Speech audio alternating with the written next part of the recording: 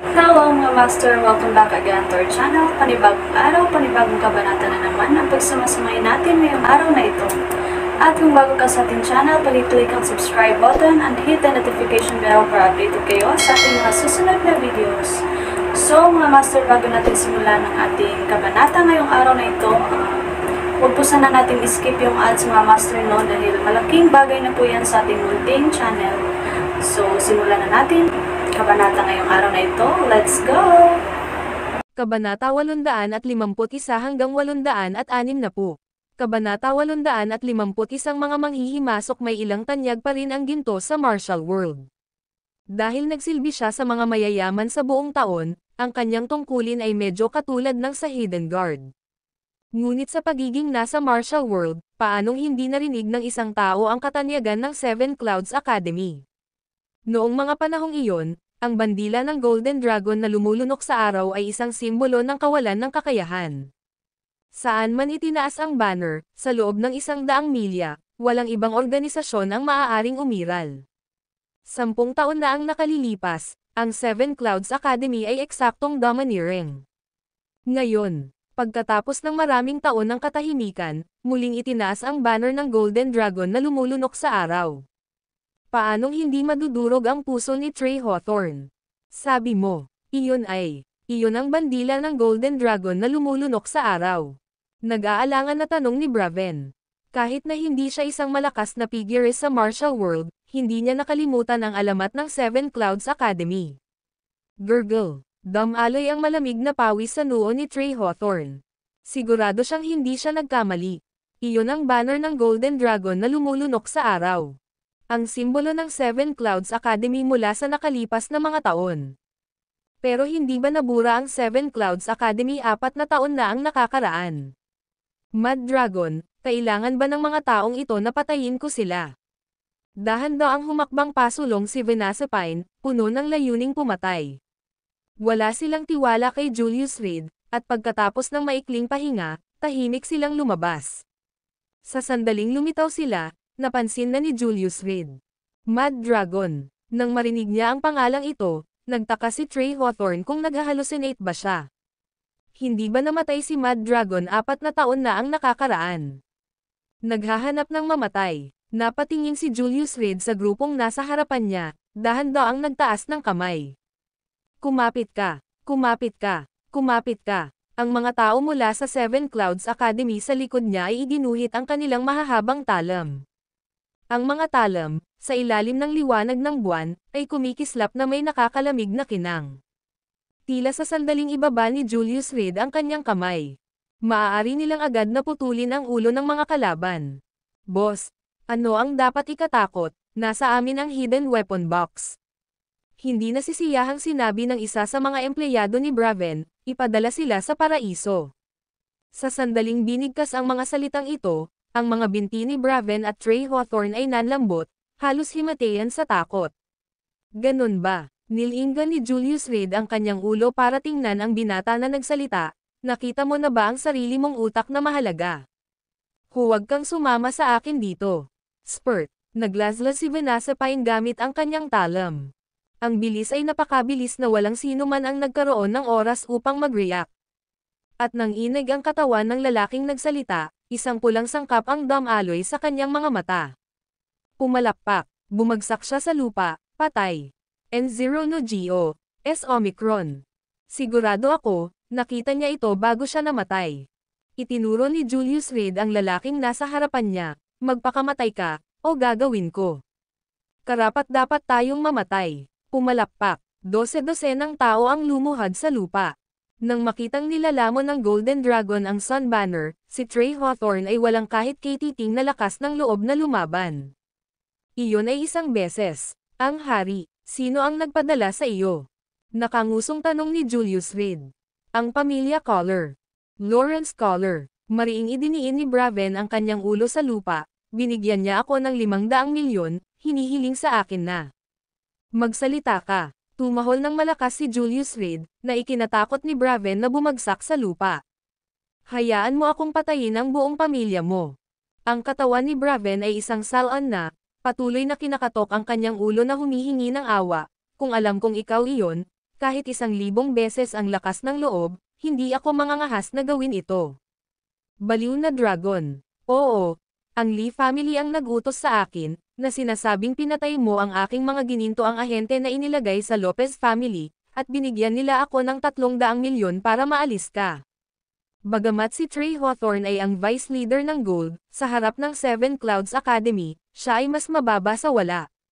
Mad Dragon, hindi ba patay na siya? Seven Clouds Academy, hindi pa ba ito tumigil sa pag-iral sa ilalim ng magkasanib na pagsupil ng iba't ibang puwersa? Ngayon, kaya kong iligtas ang iyong buhay.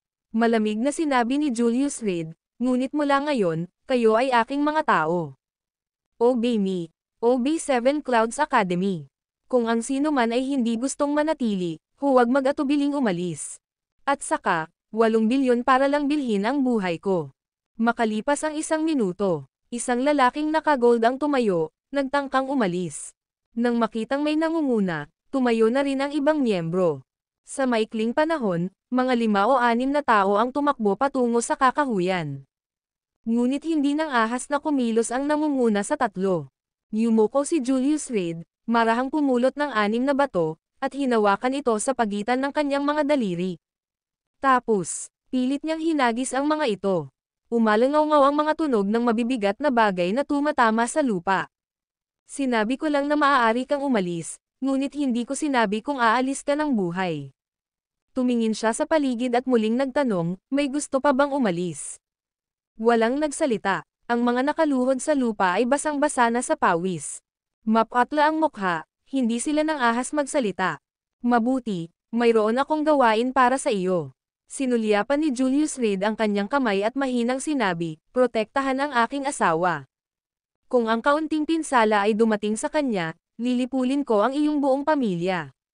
Nang matapos, yumuko siya, naiintindihan. Pakiusap, Mad Dragon, makatitiyak ka.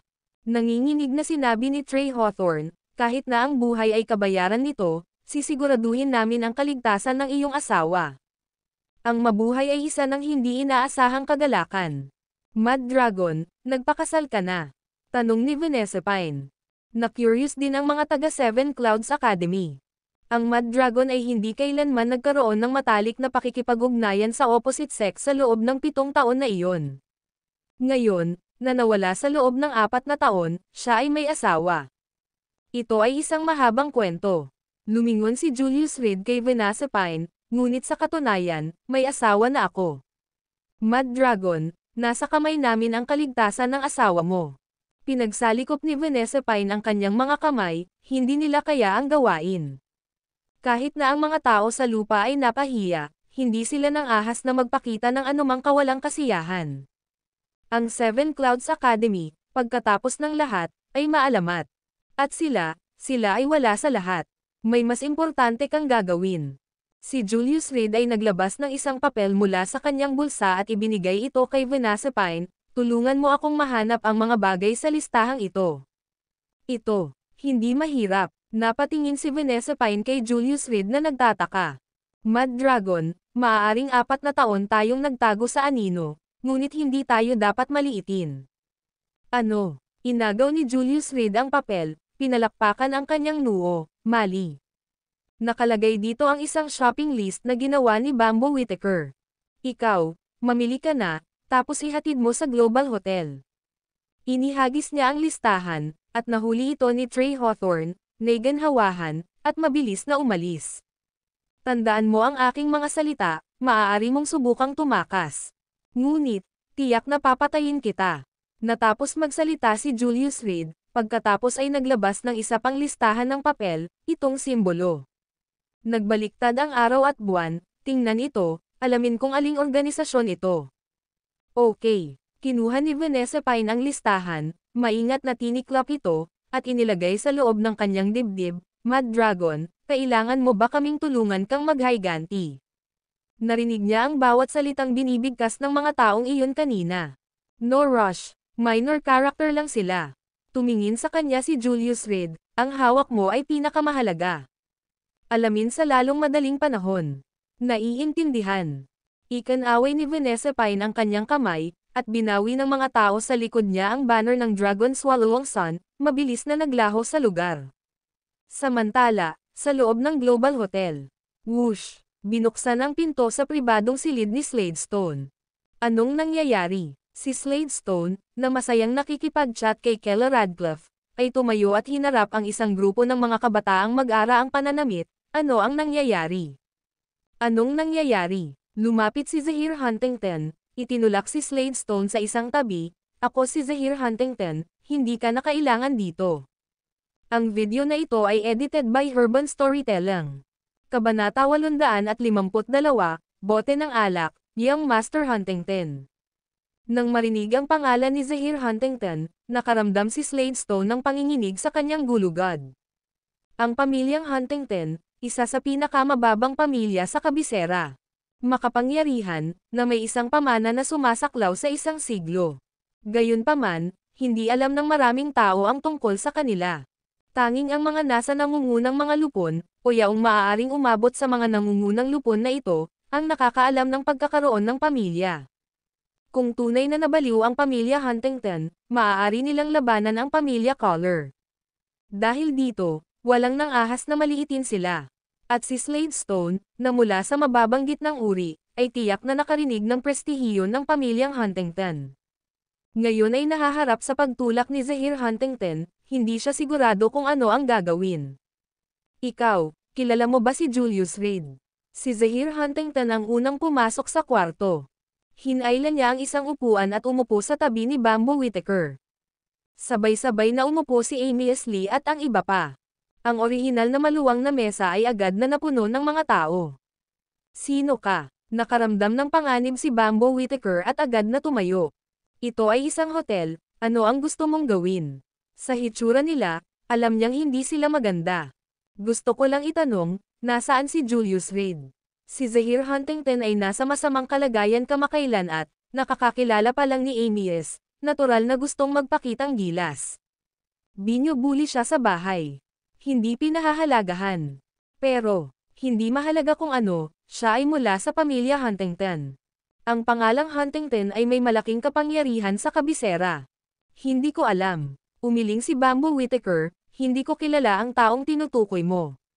Bagamat hindi malinaw ang kanilang pinagmulan, medyo nahuhulaan niya ang kanilang kilos. Malamang, si Julius Reed ay nakasakit ng isang tao sa kabisera at ngayon ay nahaharap sa paghihiganti. Ngunit dahil wala si Julius Reed, itinulak lang si Sladestone sa isang tabi. Dalawang babae laban sa isang grupo ng mga lalaki ay walang pagkakataon. Young lady, sa tingin mo ba ako ay isang tanga? Nagdilim ang mukha ni Zahir Huntington. Hindi ako pumapatol sa mga babae, ngunit maaaring ang mga kapatid ko. Hindi ko talaga alam kung ano ang sinasabi mo. Mahigpit na sinabi ni Bamboo Whittaker, umalis ka na, o tatawag ako ng pulis. Tumawag ng pulis. Natawa si Zahir Huntington at umiling, hindi ka namin sinaktan, hindi ka namin sinumpa, anong silbi ng pagtawag ng pulis? Nang matapos siyang magsalita, tinuro niya si Amy ayaw naming pahirapan ang mga babae. Pero nakilala ka ng kapatid ko bilang kasama ni Julius Reed. Sabihin mo sa amin, nasaan siya? Hindi ko alam ang sinasabi mo. Hinawakan ni Bamboo Whittaker ang kamay ni Keller Radcliffe at bumulong, ate, alis na tayo. Whoosh! Biglang isinara ang pinto. Nakasando si Amy sa pinto, nakatingin kay Keller Radcliffe, may malamig na ngiti sa kanyang mukha. Noon, nang pumasok kayong dalawa ni Beckett Carmichael sa Lee Mansion, kitang-kita ko ang lahat. Sa totoo lang, ayokong mahirapan ka, pero hindi ko makontrol ang kapatid ko. Nasaan siya? May mahigpit na hiling sa loob ng silid. Palibhasa'y walang batas na mga young masters, natural silang walang takot kapag kaharap ang dalawang mas mahihinang babae. Magsalita ka, bumagsak. Umalangaw sa kwarto ang tunog ng pagtama ng bote sa sahig. Bahagyang nagbago ang mukha ni Keller Radcliffe. Mabilis niyang niyakap si Bamboo Whittaker sa kanyang mga bisig. Magsalita ka, huwag mo kaming pilitin na maging magaspang. May humakbang papunta sa dalawang babae. May hawak siyang bote ng beer sa kamay niya. Mga Ginoo, maaari ba akong magsabi ng ilang salita? Nagmamadaling tumayo si Sladestone, hamarang sa harap ni Keller Radcliffe. Siya ang nag-imbite sa kanila. Ngayon, nasa kwarto din siya. Kung hindi niya kayang protektahan si Keller Radcliffe ngayon, talagang nag-aalala si Slade Stone na baka siya na ang susunod na Delilah Leocadia. Ikaw ay, lumapit si Zahir Huntington, malamig na nakatingin sa kanya, sino? Slade Stone, ang CEO ng Everyday Fresh Group. Isang awkward na ngiti ang ibinigay ni Slade Stone. Ang pagkakakilanlang ito ay maaaring maging kapaki-pakinabang sa iba. Ngunit sa harap ni Zahir Huntington, ito ay lubos na walang silbi. Marahil, ito ay katumbas ng pagpapakilala sa sarili. Hindi kailanman narinig ito. Umiling si Zahir Huntington, ipinatong ang kanyang kamay sa balikat ni Slade Stone, umalis ka. Young Master Huntington, sa tingin ko ay may hindi pagkakaunawaan. Si Slade Stone ay hindi ng ahas na gumalaw, hindi ng ahas na umiwas. Dodge, at hindi siya binitawan ni Julius Reed. Hindi umiiwas, at lahat ba ng mayamang young masters sa kwarto ay madaling paalisan siya. Ito ay isang sugal. Pinili ni Slade Stone na tumayo sa harap ni Keller Radcliffe, hindi kumikibo. Kilala mo ba kung sino ako? Biglang tumawa si Zahir Huntington. Young Master Huntington, talagang gusto ko. Pilit ng ngiti ang sagot ni Slade Stone. Tiyak na kilala niya si Zahir Huntington. Ang pamilyang Huntington, ang pangalawang anak na lalaki. Bukod sa baliw na iyon, si Anson Huntington, ang pinakapabor na tao sa pamilya Huntington ay si Zahir Huntington. Sa kabisera, maaari niyang tawagan si Bryson Stephen bilang kanyang kapatid. Nang walang pagtatangi ng mga ranggo. Anong prominenteng katayuan iyon? Since you know, how dare you block the way? Inilahad ni Zahir Huntington ang kanyang kamay, at may nag-abot sa kanyang tabi ng isang bote ng alak. Gawin mo ang sarili mo, o gagawin ko. Ako mismo ang gagawa. Kinuha ni Slade Stone ang beer, bahagyang gumagalaw ang kanyang lalamunan. Akmang susugurin na niya ito. Sino ang nagsabi sa iyo na ang inuming ito ay para sa pag-inom? Bahagyang napaawang ang bibig ni Zahir Huntington, at inagaw niya ang bote ng beer. Ngayon, magpapakita ang young master na ito para sa iyo. Whoosh! Pagkasabi noon ay inikat niya ito. Direkta itong binasag sa ulo ni Slade Stone. Patak, patak. Sa loob ng private room, maririnig ang tunog ng tumutulo na alak. Umikot ang ulo ni Slade Stone, at pasuray-suray, humawak siya sa upuan, pinipigilan ang sarili na hindi mahulog. Unti-unting tumulo ang dugo. Okay pa rin. He chuckled bitterly, walang balak umatras. At ibinuka ni Bamboo Whittaker ang kanyang bibig, halos mapasigaw sa pagmamadali. Pero alam niya, wala na siyang choice. Mas hinigpitan ni Keller Radcliffe si Bamboo Whittaker, umaasang babalik si Julius Reed sa lalong madaling panahon. Ano, gusto mo ng isa pang bote? Tiningnan ni Zahir Huntington si Slade Stone na may malamig na pagngisi. Kung gugustuhin ni Young Master Huntington, hindi ako mangangahas na tumanggi. Pinunasan ni Slade Stone ang kanyang mukha, tumatawa habang nagsasalita. Sumakit ang sugat dahil sa pagkakadikit sa beer. Nakakadurog ng puso ang sakit. Sabihin mo ulit yan. Nang marinig ang ganoong tugon, nagdilim ang mukha ni Zahir Huntington. Ito ay isang kawalang galang sa kanya. Sa kanyang tabi, maraming mayayamang binata ang nakamasid. At isang seafood seller ang nangahas na guluhin siya ng ganito. Kung mabait si Young Master Huntington, dapat kong tanggapin. Sabi ni Slade Stone na may mapait na ngiti. Sa kanyang edad, siya ay pinapahiya ng isang grupo ng mga kabataan sa kanilang 20s. Ang kanyang puso ay nagdurusa. Pagkatapos ng isang dekada ng pakikibaka, napunta siya sa posisyon ng general manager. Ngayon, ang kanyang dignidad ay natapakan. Durog-durog. Sige, ililibre kita ng isa pang bote. Si Zahir Huntington, na may masungit na mukha, ay naglahad ng kamay. May nagpasa ng beer. Whoosh! Ibaba ang isa pang bote. Ilang beses umindayog si Slade Stone pero hamarang pa rin sa harap ni Keller Radcliffe. Magdala ka ng isa pa. Whoosh! Whoosh! Young Master. Nang malapit ng iwagayway ang ikalimang bote, may hamarang sa kanya, kahit ano pa at maaaring nakamamatay. Pumalakpak. Bumagsak si Slade Stone sa sahig, nabakant ang kanyang tingin. N0 Omicron. Puno ng dugo ang mukha niya. Malas. Whoosh! Inihagis ni Zahir Huntington ang bote ng beer sa sahig at tumalikod, na nagsasabing, hayaan mong maging maswerte si Julius Reed sa pagkakataong ito, sa susunod, tiyak na hindi ko siya liliparin. Pagkasabi noon, tumingin siya kay Slade Stone, halos walang malay sa lupa, at naglakad palayo. Kung tutuusin, bilang isang corporate executive sa kabisera, kung siya ay tunay na nagdulot ng kamatayan, hindi siya papakawalan ng matanda. Phew! Habang pinapanood ang mga taong iyon na umalis, nagpakawala ng mahabang buntong hininga si Slade Stone. Ikaw, okay ka lang ba? Medyo natalo si Keller Radcliffe. Ayos lang ako, ayos lang ako. Ikan-away ni Slade Stone ang kanyang kamay, medyo nagdedeliryo na. Asawa, babalik ako. Itinulak ni Julius Reed ang pinto, ngunit bago niya matapos ang kanyang pangungusap, nawala ang ngiti sa kanyang mukha. P.S. I'm in poor condition, only managed to write one chapter by 2 a.m. I'm traveling on the 1st, kailangan bumangon ng maaga.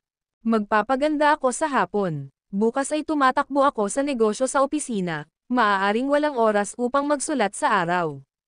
Tingnan natin kung anong oras ako umalis sa trabaho at uuwi.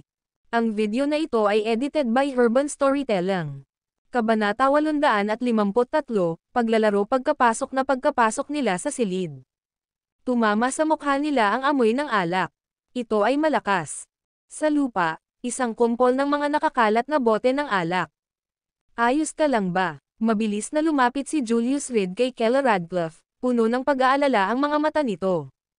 May nangyari ba sa ilang minutong pagkawala niya? Nawala sa isang iglap ang ngiti sa kanyang mukha.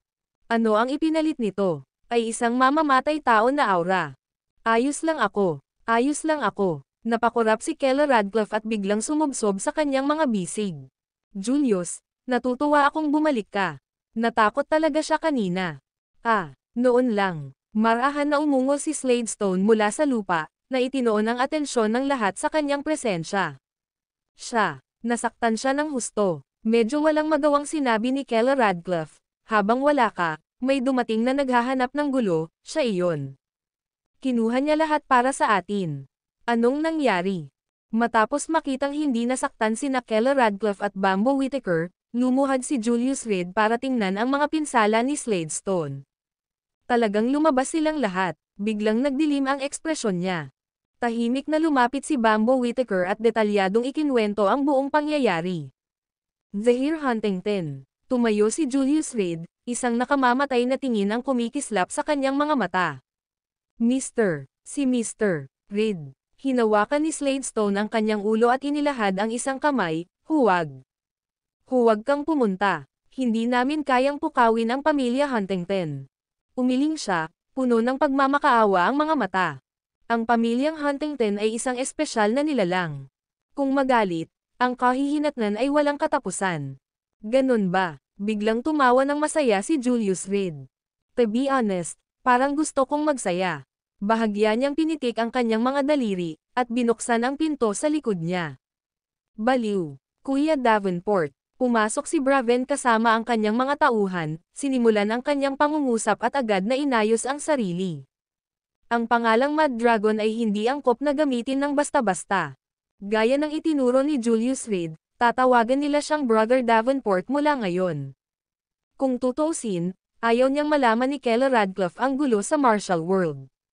Nakikita mo, itinuro ni Julius Reed si Slade Stone, na ang mukha ay puno ng dugo, at nakangiting sinabi, ang ilang mga tao ay hindi alam kung gaano kataas ang langit o kung gaano kakapal ang lupa. Naiintindihan. Kumunat ang noo ni Braven at agad na naintindihan ang nangyayari. Ibaba mo muna siya para gamutin ang kanyang mga sugat, pagkatapos ay ibigay ang pamilyang Huntington. Habang nagsasalita siya, lumingon si Julius Reed kay Bambo Whittaker, ano na naman ang Huntington?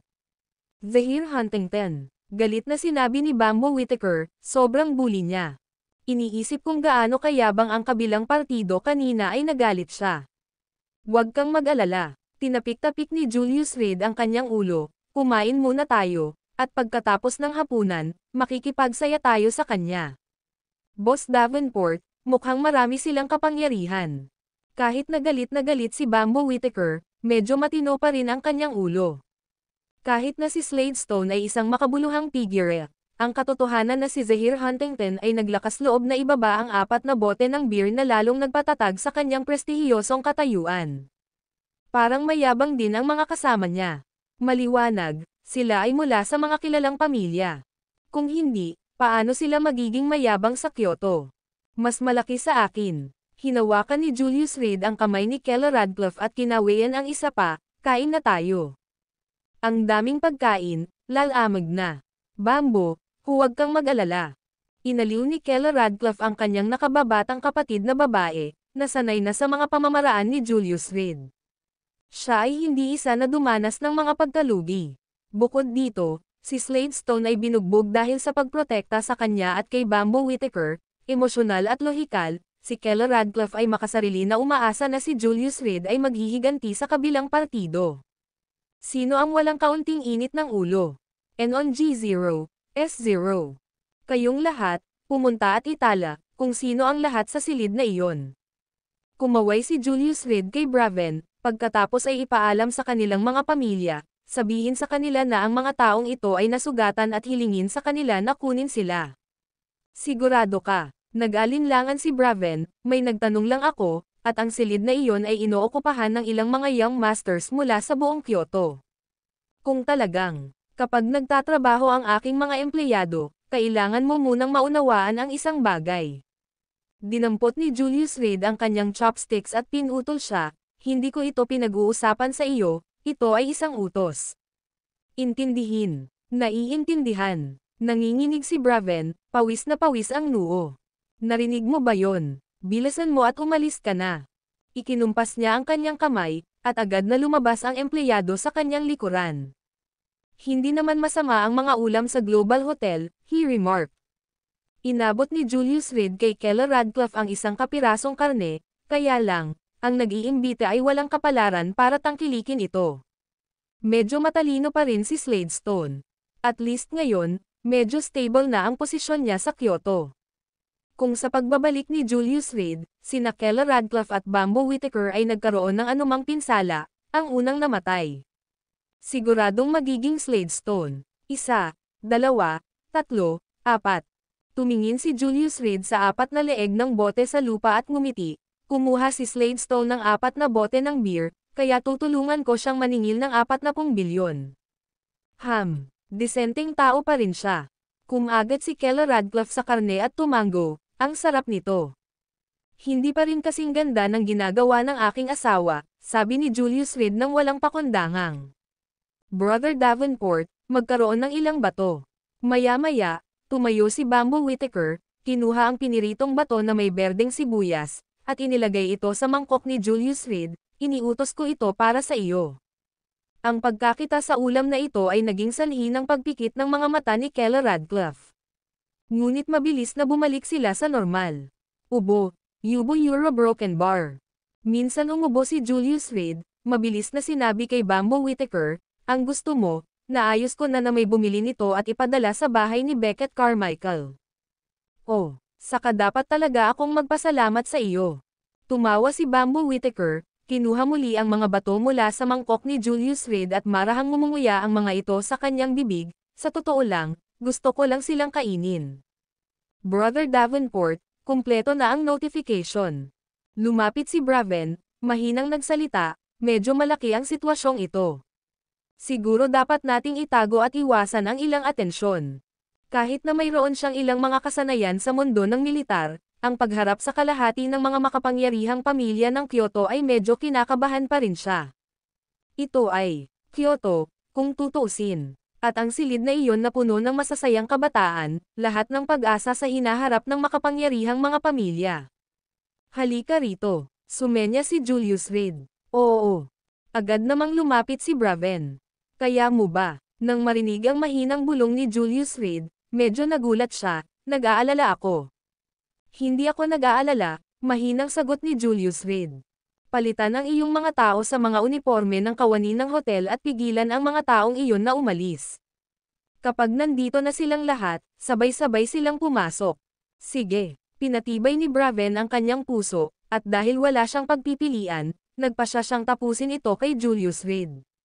Kung talagang Mad Dragon ang kalaban, hindi siya kayang tiisin ng maliit na Kyoto. Boss Davenport, anong balak mo? Pagkaalis ni Braven kasama ang kanyang mga tao, 3 tao na lang ang natitira sa silid. Sina Julius Reed at Keller Radcliffe ay kumain sa masayang lakad, habang si Bambo Whittaker ay malalim ang iniisip. Hindi pa niya gaanong nakipag-interact si Julius Reed at hindi niya alam ang lawak ng kakayahan nitong si Brother Davenport. Naglalaro. Inilagay ni Julius Reed ang kanyang chopstick sa ibabaw ng kanyang mangkok at naglabas ng napkin para panasan ang kanyang bibig. Siguro ang mga young masters na iyon ay naging komportable ng napakatagal at nakalimutan na kung ano ang pakiramdam ng isang palo. Tumayo siya, tinatamad ang sarili. Naglalakad papunta sa bintana. Ang gabi sa Kyoto, mga ilaw ng libu-libong tahanan. Nakatayo sa ikalawang palapag ng Global Hotel, bagaman hindi malinaw ang distansya. Gayunpaman, makikita ang walang tigil na pagdaloy ng mga taong pumapasok at lumalabas. Napakasigla. Kaya, sa kalahating oras, tiyak na magiging mas masigla ang lugar na ito. Ang video na ito ay edited by Urban Storytelling. Kabanata 854, Pagtitipon na katingin sa Timog Silangan. Ang Global Hotel, parang matayog na bakal na tore. Tanging sa pinakatuktok ng bakal na tore, mayroong isang napakalaking globo. Naroon ang pinakamataas na palapag ng hotel. Isang napakalaking bulwagan. Paminsan-minsan lang itong sinisindihan para sa mga engranding kapistahan. Sa gabi, ito ay parang full moon. Nagpasada sa timog silangang kalangitan ng Kyoto. Kaya nakuha ng Global Hotel ang pangalan nito. Sa sandaling iyon, mahigit 12 mag-agarang sasakyan ang nagmamaneho mula sa iba't ibang direksyon patungong Kyoto. Ang kanilang destinasyon ay ang Global Hotel. Kamusta na? Sa loob ng isang itim na sedan, tanong ng isang babae. Zero Noo, S. Omicron. Hindi makalusot. Bumantong hininga ang lalaki at balisang hinimok ang driver sa harap, bilasan mo. Oo, Lord Ridge. Biglang bumilis ang sasakyan, ngunit hindi maiiwasan ang traffic jam sa Kyoto sa gabi. Paano ang kakaibang numero na tumawag kanina? Tanong muli ng babae, galit na galit sa pag-aalala. 10 minuto ang nakalipas. Nakatanggap sila ng tawag sa telepono na nagsasabing nasugatan ang kanilang anak sa Global Hotel. Sinabihan silang lumapit kaagad. Matapos ibaba ang tawag, agad na sinubukan ng mag-asawa na tawagan ang kanilang anak. Ngunit sinalubong sila ng walang mensahe ng serbisyo. At ang hindi kilalang tawag na iyon, masyadong, ay hindi maabot. Mr. Yero, noon lang. Isang boses ang tumawag sa tabi nila. Parang, boses ni Yannick Ridge. Ibinaba ng lalaki ang bintana ng sasakyan. Sa totoo lang, sa tabi ng kanilang sasakyan ay isang pulang sports car. Tiberius Yero, saan ka pupunta? Sigaw ni Yannick Ridge. Bagamat nasa edad 40 na siya, nagmamaneho pa rin siya ng pulang sports car, kasama ang isang blonde na babae sa passenger seat. Humigit kumulang 20 taong gulang. Parehong magulo at medyo nataranta. May problema sa anak ko, pupunta kami ng asawa ko para tingnan. Bagamat hindi gusto ni Tiberius Yero si Yannick Ridge, lahat sila ay bahagi ng parehong bilog. Sapat na pamilyar, hindi bababasa, kailangan niyang panatilihin ang mga hitsura. Ang Global Hotel. Ipinahayag ni Yannick Ridge ang kanyang pagtataka, hindi naman, nagkataon lang. Hinubad niya ang kanyang sunglasses, magsasalita pa lang ng mag-green ang traffic light. Beep beep beep, mula sa likuran ay sunod-sunod na tunog ng busina. Dam! Itinulak ni Yannick Ridge ang pinto ng kotse niya at naglakad papunta sa likod ng kotse. Whoosh! Sinipal niya ito. Nagmumura, sinabi niya, dali, rush, rush. Nagmamadali ka bang mamatay? Ituloy mo yan, at babasagin ko ang kotse mo. Baliw. Ibinaba ng driver ng kotse ang bintana at nagmura, agad na lumihis sa Yannick Ridge, at mabilis na nawala sa kalye. Ang iba pang mga sasakyan sa likod ay matalinong lumihis upang maiwasan siya. Baliw, walang gustong mag-provoke sa kanya. Tiberius Yero, nasaan ang iyong anak? Suray-suray si Yannick Ridge at sumandal sa sedan ni Tiberius Yero. Nakainom ka na ba? Bahagyang kumunot ang noo ni Tiberius Yero, The Global Hotel. Kakatawag lang at nagmamadali ako. Nasa daan. Agad na binuksan ni Yannick Ridge ang pinto at sinigawan ang babaeng sakay ng sports car, magmaneho ka pa uwi at hintayin mo ako. Okay, Lord Ridge. Tumalikod ang babae sa driver's seat at nawala sa paningin sa loob ng 3 segundo. May nakilala ka lang. Napatingin si Tiberius Hierro kay Yannick Ridge na papasok sa kotse, subconsciously pinching his nose. Pag-amoy ng alak, magulo. Hindi, sekretarya ko. Ibinaba ni Yannick Ridge ang bintana ng kotse, nakatingin kay Tiberius Hierro, anong nangyayari? Umiinom lang ako nang may tumawag sa akin na nahulog daw ang anak ko at nasugatan sa Global Hotel. Hindi sasagutin ng bata ang kanyang telepono, kaya wala akong pagpipilian kundi ang tumungo. Baka magkasama sila. Nang marinig si Yannick Ridge, nagsimulang maghinala si Tiberius Hierro na may mali. Samantala, mabilis na tumakbo ang driver patungo sa Global Hotel. Isang bagay na malansa. Nang mabanggit ito ni Tiberius Hierro, agad na ibinaba ni Yannick Ridge ang kanyang walang kabuluhang kilos. Kinuha niya ang phone niya at tinawagan ang kaibigan. Mr. Moore, kasama mo ang anak ko kagabi. Tanong niya sa mabigat na boses. Anong nangyari? Nagkaproblema ang anak ko, sa Global Grand Hotel. Sa telepono, may nag-aalalang boses ng lalaki. Damn! Hindi muli ang Global Hotel. Ibinaba ni Yannick Ridge ang telepono at tumingin kay Tiberius Hierro, posible bang kalokohan lang iyon? Kahit na ito ay isang kalokohan, sino ang maglalakas loob na manggulo sa iyo, sa akin, at sa mga taong hindi natin kilala? Umiling si Tiberius Hierro, kahit na ito ay isang kalokohan, ang ating mga anak ay hindi mawawala ng sabay-sabay. Katahimikan. Sa loob ng sasakyan, tanging tunog na lamang ng paghinga ang natitira. Bilisan mo, malakas na udyok ni Tiberius Hierro. Makalipas ang 10 minuto, sa wakas ay nakarating na sila sa Global Hotel. Tila may pagtatalo sa pasukan. Tara na. Mabilis na bumaba ng sasakyan ang 3 nag-aalalang individual at tumakbo patungo sa entrance ng Global Grand Hotel. Alam mo ba kung sino ako? How dare you block this way? Lumipat ka agad, o huwag mo akong sisihin sa pagiging masungit. Nasaan ang manager mo? I have urgent business, papasukin mo ako o huwag mo akong sisihin sa pagpipilit ko. Sa pasukan, humigit kumulang 12 security guard ang bumuo ng pader ng tao, na humaharang sa pasukan. Sa kanilang tapat ay isang grupo ng mga nasa katanghaliang gulang na nasa edad 40 at 50. Sila ay nakasuot ng marangya, nagsasalita ng may kumpiyansa. Nandito ka rin, lumapit si Tiberius Hierro at nakilala ang maraming pamilyar na mukha. Ang Kyoto ay malaki, ngunit ang bilog ay maliit. Nagkakilala ang mga piling pamilyang ito. Pagkikita nila ngayon, nagulat silang lahat. Nagkagulo din ba ang anak mo dito? May nagtanong. Nakatanggap ako ng tawag. Ako din. Hindi pa tapos magsalita si Tiberius nang magsimulang mag-usap muli ang lahat. Ano ba ang nangyayari sa mundo? Hindi dumadaan ang telepono. Gusto mo bang mag-shutdown ng tuluyan sa Global Hotel? Sinasabi ko sa inyo, kapag may nangyari sa anak ko, patay kayong lahat. Marami ang malapit ng magsagawa ng pisikal na pagkilos. Dahil nagmamadali silang pumasok, wala silang kasamang bodyguards. Nasa tapat na nila ang hotel ngunit napatigil sila sa pintuan.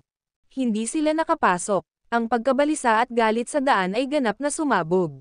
Mr. Huntington. Maya-maya lang, dahan-daang huminto ang isang brown na sedan. Nang makita nila ang plaka, nagulat sila. Ang pinakamaingat at mahiwagang pamilya ng Huntington ay mayroon ding isang tao dito.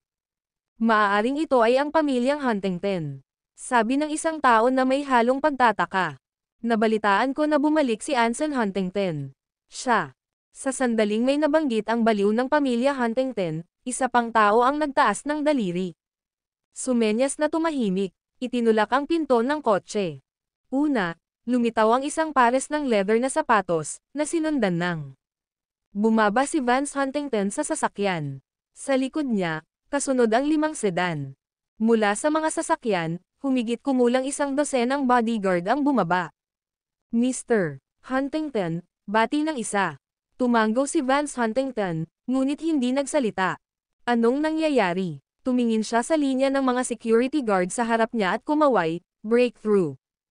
Oo, Isang lalaking may maikling buhok ang humakbang pasulong, dumiretso sa pader ng tao. Pero bago pa man siya makakilos, kusang umatras ang mga security guard. Bahagyang napakunot noo si Vance Huntington, ngunit sa pag-iisip sa tawag sa telepono na natanggap niya, humakbang siya patungo sa hotel. Ano ba? May nagmura sa mga security guard na iyon. Halos 10 minuto na silang hinarang, ngunit pagdating ni Vance Huntington, pinayagan na nila siya. Mababa ba ang tingin nila sa kanila? Pero dahil abala sila, mabilis din nilang sinundan si Vance Huntington papasok ng hotel. Desperado na sila, dumiretso sa ikalawang palapag. Kasunod ng room number na ibinigay sa tawag sa telepono, nagmadali silang pumunta. Isang grupo ng mga amo na kayang yumugyog sa Kyoto, mabilis na humakbang. Whoosh! Itinulak ni Vance Huntington ang pinto ng pribadong silid. Sa loob, ang isang grupo ng mga batang master ay tumatawa at nagsasaya sa kanilang sarili, magkakasuwato. Ang video na ito ay edited by Urban Storytelling. Kabanata 855, Pagtrato sa iyo sa isang steak, ama. Nang makita ang grupo ng mga tao sa pintuan, nagulat si Zahir Huntington at sinabing, "Ikaw. Paano ka nandito?" Natahimik ang kwarto. Dumating ang mayayamang negosyante, nagulat na lamang nang makitang nagiinuman at nagpapasaya ang kanilang mga anak. Saan nagmula ang mga dapat na pinsala? Yung phone, bakit hindi ako makalusot? Pinaikit ni Vance Huntington ang kanyang mga mata, maingat na iniskan ang kanyang paligid. Maluwag ang pribadong silid. Kahit na bumuhos ang mga taong ito, mukhang napakalawak pa rin ito. Hindi naman. Wala akong natanggap na tawag. Inilabas ni Zahir Huntington ang kanyang mobile phone, ang kanyang mukha ay isang larawan ng inosente, pwede bang naka-silent mode? Ngunit sa screen ng telepono, wala itong ipinapakitang serbisyo. Anong nangyayari? Napuno ang signal kanina lang. Pagkatapos niyang magsalita, nilabas ng iba ang phone nila. Nang walang pagbubukod, walang nagkaroon ng signal. Imposible. Paanong walang signal sa Global Hotel? Ang mga makakain dito ay mga luminary ng kanilang mga industriya. Ito ay hindi sa labas ng tanong na sila ay may maraming mga kagyat na bagay na aasikasuhin. Kung talagang walang signal at isang mahalagang tawag ang hindi nakuha, ang mga pagkalugi ay magiging lubhang malala. Ang Global Hotel ay hindi gagawa ng ganoong pangunahing pagkakamali. May jammer. Nagdilim ang ekspresyon ni Vance Huntington habang sinenyasan ang kanyang mga bodyguard. Go, call the manager over. Find out where the jammer is. Hindi na kailangan pang tumingin. Sa sandaling iyon, isang boses ang nagmula sa pintuan. Kasunod nito, maluwag na pumasok si Julius Reed. Ikaw ay, pinagmasdan siyang mabuti ni Vance Huntington, pakiramdam niya ay pamilyar siya. Gayunpaman, hindi niya ito nakilala. Julius Reed. Tumayo si Amy S. Lee, humarap sa kanyang kaaway, naglakas loob ka bang magpakita? Katatapos lang nilang hanapin si Julius Reed, ngunit sa kasamaang palad, wala siya. Iniwan siya nito na medyo nanghihinayang. Ngayon, ang binatang ito ay naglakas loob na pumunta rito para ligawan si kamatayan. Ang buong silid ay isang alyansa. Armado ng walang anuman kundi isang kahon ng maitim na sandata, saan siya nakakuha ng lakas ng loob. Julius Reed. Nang marinig ang pangalang ito, nanliit ang mga mata ni Zahir Huntington. Ikaw, Julius Reed. Mahalaga ba kung sino ako? Hindi siya pinansin ni Julius Reed, sa halip ay nakangiti habang inilibot ang paningin sa buong silid, hindi masama, medyo maraming tao, masigla. Bilyon-bilyon ang halaga ng lahat ng naruroon. Marami ang mga Panginoon ng kanilang sariling mga nasasakupan. Hawak nila ang malawak na kayamanan sa kanilang mga kamay, mga pinuno ng industriya. Nakialam ka ba sa mga telepono? Si Vance Huntington, nang marinig ang pangalang Julius Reed, ay nabigla. Ang pamilyang Huntington ay bihirang makisali sa mga gawain ng kabisera. Pero hindi ibig sabihin nun ay hindi sila nagpapansinan. Ang libing ni Fernando Lee, ang kasal ni Jennifer Lopez. Magdamag na nakilala ang pangalang Julius Reed sa buong kabisera. Hindi lang dahil malapit ang binatang ito kay Beckett Carmichael. Ngunit dahil na rin sa iba't ibang alamat na nagdemonyo sa kanya. Sinabi ng ilan na tumalon siya mula sa isang helicopter, na ikinaalarma ng bagong asawa ni Jennifer Lopez sa hindi pagkilos. Sinabi ng iba na nagtanim siya ng isang makamandag na itlog, na nagresulta sa pagkawasak ng katawan ni Fernando Lee nang hindi na makilala. May mga bulungan pa nga na nailigtas niya ang buhay ni Old Master Leocadia. Ang gayong karakter ay tiyak na nakakaakit ng pansin. Talaga, iminumungkahi mo ba na gusto mong ibalik sa akin ang aking bill sa telepono? Nakangiting tumingin si Julius Reed kay Vance Huntington. Hindi niya kilala kung sino ang lalaki. At wala siyang pakialam na malaman. Walang pinagkaiba. Pagkatapos ng lahat, wala ang kanyang kapareha. Julius Reed, paano ka nakikipag-usap sa aking ama? Lumapit si Zahir Huntington, madilim ang mukha sa galit. Sampal. Sinampal siya ni Julius Reed sa mukha. Natambo siya sa lupa. Kung gayon, ikaw, paano ka nakikipag-usap sa akin? Katahimikan. Natahimik ang silid na may 12 ng tao. Isang sampal sa mukha ni Zahir Huntington bago si Vance Huntington. Ang ganyang katapangan. Nililigawan mo si kamatayan. Agad na sumugod ang mga bodyguard ng pamilya Huntington, ngunit bago pa malaglag ang kanilang nakataas na kamao. Isang kahon ng maitim na sandata ang idiniin sa isa nilang ulo. Pusta tayo. Ngumiti si Julius Reed sa bodyguard, mas mabilis ba ang kamao mo, o mas mabilis ang dart ko? Panipi kuwit panipi. Pawis na pawis ang bodyguard. Sa pamamagitan ng kahon ng maitim na sandata sa kanyang ulo, mas mabilis kaya siya kaysa sa isang dart. At sa sandaling ito, isang grupo ng mga tao ang sumugod sa pintuan. Whoosh! Padubog na sonara ang pinto ng kwarto. Hinarang ni Braven, nangunguna sa kanyang mga empleyado, ang pasukan. Ikaw, baliw ka. May nagsimulang magsalita, sa sikat ng araw, hawak mo. Madilim na langit. Whoosh! Pinatumba ni Julius Reed ang bodyguard sa pamamagitan ng direktang tama mula sa kanyang nakatagong kahon ng sandata, ngayon ay madilim na ang kalangitan. Isang walang buwan, maangin na gabi na perpekto para sa pagpatay. Ito, pawis na pawis ang mayayamang individual, ang ilan ay nawalan ng dapat gawin. Walang signal dito sa kwarto. Huwag mag-abala na subukang tumawag para sa tulong, hindi ka makakalabas. Lumapit si Julius Reed kay Vance Huntington at malamig na sinabi, hindi ako nagsinungaling sa iyo, nasaktan talaga ang iyong Panginoon. Pero mukhang okay lang siya sa akin. Ang pamilya Huntington ay may malaking mapagkukunan at nanatiling hindi nababagabag kahit na sa ganitong sitwasyon. Ito ay isang biro, ang kabisera ng lungsod. Sino ang maglalakas loob na hawakan sila? Ano ang kanilang katayuan? Sa silid na ito, sino sa kanila ang hindi isang napakataas na figure sa kanilang sariling karapatan? Kung sino man sa kanila ang nasugatan, ito ay magiging napakalaking balita. Ang kalmado ni Vance Huntington ay nakatulong sa iba na magsimulang mabawi ang kanilang kalmado. Anak, kung alam mo kung ano ang makakabuti sa iyo, mag-sorry ka na. Pwede ka naming paalisan. May tumayo at sinabing may pang-aalipusta, patawarin mo ang aking pagiging prangka, kung totoo man o peke ang gamit mo. Whoosh! Isang dart ang pinaputukan sa sahig sa harap niya. Gumagawa ng malaking butas. N0 noo, S Omicron. Hindi ko naintindihan ang sinasabi mo kanina. Pinabuga ni Julius Reed ang asol na usok mula sa bibig ng nakatagong kahon ng sandata. Ako, gumalaw ang lalamunan ng tao, ngunit hindi sila ng ahas gumawa ng ingay. Muling bumagsak sa kakaibang katahimikan ang silid. Kung hindi mo alam kung ano ang sasabihin, huwag kang magsalita ng kahit ano. Si Julius Reed, hawak ang nakatagong kahon ng sandata, ay lumapit kay Zahir Huntington. Anong gagawin mo? Mabilis na nagsikip ang mga mag-aaral ni Vance Huntington habang siya ay sumugod, na handang kumilos. Kung sino man ang maglakas loob na kumilos, patayin siya. Walang pakialam na nagsalita si Julius Reed. Ngunit walang pakialam si Vance Huntington. Dumiretso siya at tumayo sa harap ng kanyang anak. Hindi mo ba naririnig ang sinasabi ko?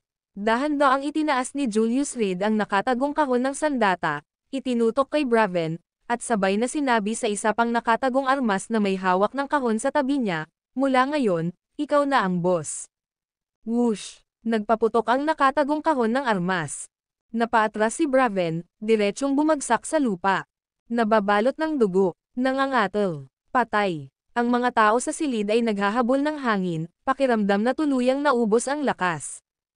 Ang ilan sa mga mas mahina ang puso ay halos bumagsak sa sahig. Naiintindihan. Kaluskos. Ang tunog ng mga nakatagong kahon ng sandata na armado ay pumuno sa hangin. Mga ginoo at mga ginoo, huwag ninyong gawing mahirap ito para sa akin. Kung hindi kita papatayin, mamamatay ako. Patay na ako sa alinmang paraan, maaari ring kunin ang ilan sa iyo sa akin. Pagkatapos magsalita ng bagong hinirang na pinuno, itinaas niya ang nakatagong kahon ng sandata. Napuno ng nakamamatay na hangin. Narinig ko na tinatrato mo si Sladestone ng 4 na bote ng alak.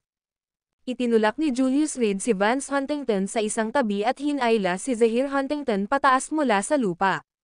Whoosh! Akmang kikilo si Vance Huntington nang pumutok ang nakatagong kahon ng armas. Tinamaan ng dart ang kanyang mukha at tumama sa dingding. Isang matinding sakit. Bahagya niyang hinawakan ang kanyang mukha gamit ang kanyang kamay at napansin ang dugo. Ikaw. Si Zahir Huntington ay medyo natakot. Kung maglakas loob kang hawakan ako, hindi ka pababayaan ng pamilyang Huntington. Napuno ng takot ang kanyang mga mata. Ito ang kabisera ng lungsod. Ang pagbabantaan ng isang nakatagong kahon ng armas sa loob ng isang hotel. Talaga, inaasahan ko ito. Whoosh! Napahawak si Julius Reed sa kanyang leeg at pinatong si Zahir Huntington sa mesa. Pinainom mo siya ng inumin, treat kita ng steak. Klang! Kumuha siya ng bakal na tinidor at itinutok sa kanang kamay ni Zahir Huntington. At itulak ito pababa. Ang video na ito ay edited by Urban Storytelling. Kabanata 856-856 Kabanata Hindi gustong itinuro sa maluwag na pribadong silid.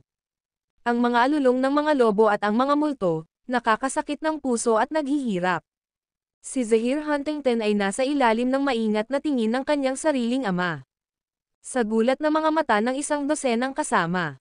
Sa ilalim ng mga talukap ng mata ng 12 ng mga makapangyarihang figure mula sa kabisera. Tinusok ang palad niya ng bakal na tinidor. Bumulwak ng husto ang dugo. Lumabas ka, at tiyak na mamamatay ka. Nagtaas ng ulo si Julius Reed at tumingin kay Vance Huntington, na gustong sumugod. Buhay, maipaghiganti mo pa siya. Otherwise, Fernando Lee will be your cautionary tale, aniya. Ikaw. Itinuro ni Vance Huntington si Julius Reed. Namula ang mukha niya, nanginginig ang katawan. Sorry, ayoko nang tinuturo. Itinaas ni Julius Reed ang kanang kamay at sa kamarahang ibinaba. Whoosh! Tunog ng dart box. Iklik. Bumagsak sa lupa ang isang kalahating naputol na daliri. Hiss! Napabuntong hininga si Vance Huntington, nanlalaki ang mga mata. Nakatingin sa putol niyang kalahating daliri. Sa hindi paniniwala. Sa kabisera, sa Global Hotel, may naglakas loob na putulin ang kalahati ng kanyang daliri. Patak, patak, sa tahimik na pribadong silid, tanging ang tunog ng sariwang dugong tumutulo sa sahig ang natitira. Napakalinaw, at napaka-harsh. Sa susunod, kukunin ko ang kanang kamay mo. Itinaas ni Julius Reed ang kanyang kamay, inilagay ito sa palso ni Vance Huntington, at dahan-daang idiniin. Ang mga bodyguard ng pamilya Huntington ay hindi nang ahas na kumilos. Nakatingin lamang sila ng walang magawa habang ang kanilang amo ay napahiya. Binubuli. At kahit may bahid ng panunuya, napabuntong hininga na lang si Zahir Huntington na kanina pa umiiyak sa mesa. Bumibilis ang tibok ng puso niya.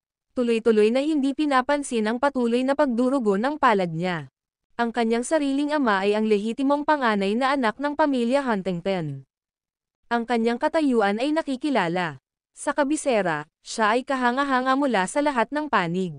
Pero ngayon ang kanyang daliri ay pinutol sa publiko. Ano ang hindi maglakas loob ng binatang ito sa harap niya? Umiling si Julius Reed, tumalikod, at kinuha ang pangalawang bakal na tinidor. Hindi. Napuno ng takot ang mga mata ni Zahir Huntington, nanginginig ang buong katawan na parang salan. Gusto niyang tumakas, ngunit ang isang kamay ay ipinako sa mesa, hindi natitinag. Ang gumalaw ay ang pagtitiis ng nakakasakit ng puso. Pero para hindi makagalaw, ang pangalawang tinidor na iyon, na kumikinang sa malamig na liwanag, ay parang mismong trident ni Poseidon. Dala ang walang katapusang lamig, napakalamig. 4 na beer, 40 bilyon ang gusto ko mula sa iyo, sobra. Inikat ni Julius Reed ang bakal na tinidor at ngumiti, kung sa tingin mo ay sobra na ito, maaari nating pag-usapan ito. Hindi masyado. Tumingin si Zahir Huntington sa kanyang ama, puno ng pagmamakaawa ang kanyang mga mata. Ngunit mailigtas ba talaga siya ni Vance Huntington? Hindi mailigtas ang sarili, paano niya mailigtas ang iba? Magdala ng papel at panulat, magsulat ng IOU. Mahinang wika ni Julius Reed, nakatalikod sa kanila. Whoosh! Isang empleyadong Braven ang may dalang papel at panulat, mabilis na lumapit kay Zahir Huntington. Inilapag niya ito sa mesa. Sa private room, isang dosenang mayayamang lalaki, at iyong mga young masters. Pawis na pawis sila. Sa loob ng mga dekada, ito ang unang pagkakataon na nakakita sila ng isang taong napakawalandiya. Ito ba ay isang paghahabol para sa mga pinsala? Mas malamang, ito ay pangangikil. Magsulat, lumingon si Julius Reed, nakangiti kay Zahir Huntington. Okay. Nang makitang tumango ang kanyang ama, nakahinga ng maluwag si Zahir Huntington. Puno ng pawis ang kanyang noo. Huminga siya ng malalim, pinunasan ang pawis sa ulo. Nanginginig na kinuha niya ang panulat at sinulat ang IOU. Kalahating minuto, ang IOU ay isinulat. Si Zahir Huntington ay may utang kay Julius Reed ng 40 bilyon. Sa ibaba, may pirma. Pindutin ang isang thumbprint. Kinuha ni Julius Reed ang kamay ni Zahir Huntington, inilagay ang kanyang hinlalaki sa dugo. Pagkatapos, diniinan niya ng husto. Nabahiran agad ng dugo ang puting papel na pula. Matapos tanggalin ang IOU, inilagay ito ni Julius Reed sa kanyang bulsa at naglakad patungo sa bintana. Gumagawa ng paraan ang mga tao saan man siya dumaan. Walang naglakas loob na tumangala. Ang mga piling tao ng kalahati ng kabisera, sa sandaling iyon, ay walang lakas ng loob na sumagot. Malakas bilang Vance Huntington. Pinutol pa rin ang daliri niya. Ano ang kailangan nilang ihambing sa pamilyang Huntington? Nakahinga ng maluwag si Zahir Huntington. Sa wakas, ang pangalawang bakal na tinidor. Whoosh! Isang malakas na tunog ng basag na hangin ang dumating. Naramdaman na lang niya ang pamamanhid sa likod ng kanyang kamay. Ang susunod na sandali, matinding sakit ang sumakit sa kanyang isipan. Ang mukha ni Zahir Huntington ay namutla, ang kanyang buong katawan ay namumula sa sakit. Ang dalawang kamay ay ipinako sa mesa ng dalawang bakal na tinidor. Huwag kang gagalaw. Sinubukan ni Vance Huntington na gumalaw, ngunit agad siyang tinutukan ng hidden weapon box. Ngayon lang, sino lahat ang pumasok sa pribadong silid na iyon? Tanong ni Julius Reed sa malalim na boses na nakatalikod sa kanila. Walang sumagot. Hakbang pasulong ang iyong sarili sa loob ng kalahating minuto, kung hindi, maaari kong suriin ang pagsubaybay. Tumingin siya sa walang katapusang dumadaang mga sasakyan sa labas ng bintana, nakasandal ang mga kamay sa windowsill, kung ganoon, tiyak na mas masahol pa ang mararanasan mo kaysa kay Zahir Huntington. Isang maikling katahimikan, may humakbang pasulong. Nanginginig ang kanilang mga paa. At ang kanilang mga magulang ay hindi kapani-paniwalang nababalisa. Ang pangalawa, pangatlo, hanggang sa 10 tao ang tumayo sa harapan. Nakapila sa isang hilera, 10 tao, hindi bababa sa isa. Dahan-daang itinaas ni Julius Reed ang kanyang kamay at hinampas ito ng malakas. Bang! Nabasag agad ang makapal na tempered glass. Pagkatapos, nagkalat ito sa ibaba. Isang kalampag na tunog ang sumunod. Ngayon, tumalon ka mula rito. Lumingon si Julius Reed at magalang na nagkumpas, ikalawang palapag, hindi ito papatay ng tao. Gulp! Malakas na napalunok ang mayayamang binata, nanginginig ang mga paa. Ang ikalawang palapag. Ngunit ito ang ikalawang palapag ng Global Hotel. 6 o 7 metro ang taas. Maaaring hindi ito pumatay, ngunit ang mga pinsala ay garantisadong. Brother Davenport, pwede bang? Whoosh! Nang magsimulang magsalita ang mga binata, kumilos si Julius Reed sa kanila. Tumagos ang dart sa sahig. Nag-iiwan ng butas ng bala. 1 minuto para sa bawat tao. Napatingin si Julius Reed sa kanyang relo, yung mga nahuhuli, tumingin sa likod. Sa likod, ang madilim na bibig ng nakatagong kahon ng sandata. N Omicron Omicron, S Omicron. Ako, huminga ng malalim ang unang tao at umakyat sa balkonahe. Malakas ang hangin. Saglit siyang nag-alinlangan, saka tumalon pababa. Splash! Sa ibaba, tumunog ang tunog ng alarm ng sasakyan. Hinampas, humagulgol ito ng malakas. Susunod. Umupo si Julius Reed sa isang upuan, dahan-daang hinugot ang bakal na tinidor mula sa kamay ni Zahir Huntington, at ngumiti, "Pumili ka na." Duguan ang mga mata ni Zahir Huntington. Tumayo siya sa kinatatayuan, diretsyong nakatingin kay Julius Reed. Siya ay isang batang master ng pamilya Huntington. Sa kabisera, kahit si Bryson Stephen ay hindi maglakas loob na ituro sa kanya ang mga daliri. Ngayon, ang kanyang mga kamay ay wasak, bilang kahabag-habag bilang isang aso. Whoosh! Pinaalis ni Julius Reed. "Ilabas mo siya." Oo. Lumapit ang ilang nakatagong humahawak ng armas, binuhat si Zahir Huntington, at direktang ibinato. Splash! Sumunod na naman ang isa pang tunog ng mabigat na bagay na tumama sa lupa. "Tumalon ka, hindi ka mamamatay." Ibinalik ni Julius Reed ang nakatagong kahon ng sandata sa kanyang baywang, pinagmamasdan ang natitirang mga tao sa kanyang harapan. At sa gilid niya, mahigpit na nakakuyom ang mga kamao ni Vance Huntington. Ganap na hindi pinapansin ang matinding sakit sa kanyang mga daliri. "Kayong lahat, nauubos na ang oras." Hinubad ni Julius Reed ang kanyang relo, marahang pinahihit, dahil, bumibilis ang oras. May umuungal at sumugod palabas. Tumalon pasulong. Splash! Pagkatapos, sumunod ang mga natitirang tao. Sa halip na magtiis ng tuloy-tuloy na pagpapahirap sa isip, mas pinili nilang tapusin ito ng mabilis. Ilang sandali pa, sa silid, 6 na binata na lamang ang natitira. Tumayo si Julius Reed at naglakad patungo sa natitirang 6. Lahat ng tao sa private room ay nasa gilid. Whoosh! Nakita lang. Hinawakan ni Julius Reed ang ulo ni Amy Ashley at malakas itong hinampas sa mesa. Whoosh! Sa pangalawang pagkakataon. Whoosh! Sa ikatlong pagkakataon. Hanggang sa euro. Nabasag ang mesa. Puno ng dugo ang mukha ni Amy Ashley, mapurol ang mga mata. "Pumunta ka." Nagsalita si Julius Reed, at si Braven, na patay, ay biglang tumayo. "Sa totoo lang, wala akong planong pumatay ng tao ngayon." Pagkatapos magsalita, nag-iwan siya ng bakas ng tawa. At umalis ng may kumpiyansa. Ang video na ito ay edited by Urban Storytelling. Kabanata 857, Baliw Gabi na. Ang Huntington Family Mansion. Sa pamamagitan lamang ng geographical na lokasyon nito, mapapatunayan ng isa ang kapangyarihan ng pamilyang Huntington. Ito ay isang gitnang lugar. Ang pinakaabalang distrito sa kabiserang lungsod. Gayunpaman, ang mansyon ng pamilya ng Huntington ay sumasakop sa isang lugar na 10,000 metro kwadrado. Bawat pulgada ay isang kayamanan. Kahit na ang 4 na malalaking pamilya ay hindi maglalakas loob na maging labis-labis. Sa oras na ito, ang sambahayan ng Huntington ay hindi mapayapa.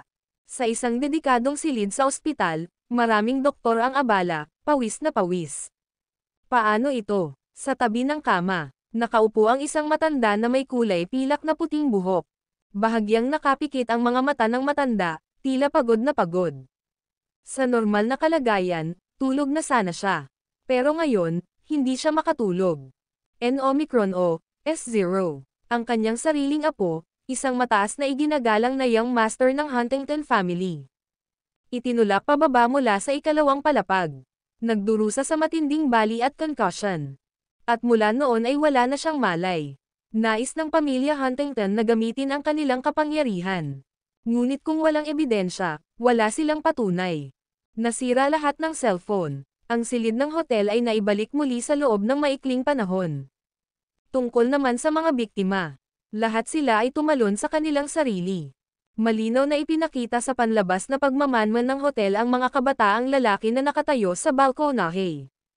Tumalon pababa, naghihirap mula sa malubhang pinsala. Aking Panginoon, ang young master ay wala sa panganib na nagbabanta sa buhay. Isang doktor ang nagtanggal ng kanyang maskara, nakahinga ng maluwag. Hindi bababasa, ang kanilang mga pagsisikap ay hindi nawalan ng kabuluhan. Paano ito? Ang boses ng matanda ay hindi malakas, ngunit ito ay may hindi mapag-aalinlangan ng awtoridad. Isang awtoridad na walang hamon. 3 tadyang ang nabali, ang magkabilang binti ay bali, at malubhang pinsala sa magkabilang kamay, nakasimangot ang doktor, mayroon din siyang isang banayad na concussion. Katahimikan. Walang tunog. Makalipas ang 3 minuto, tumayo ang matanda. Mabuti. Napakahusay. Sumandal siya sa kanyang tungkod, marahang tinapik ang lupa. Maraming taon na mula nang may nang-ahas na kumilos laban sa aming pamilyang Huntington ng ganito. Huling beses, ito ay ang maliit na padyak na iyon. Lumapit si Vance Huntington, mahinang nagsalita. Nakabalot pa rin ng bendahe ang mga daliri niya.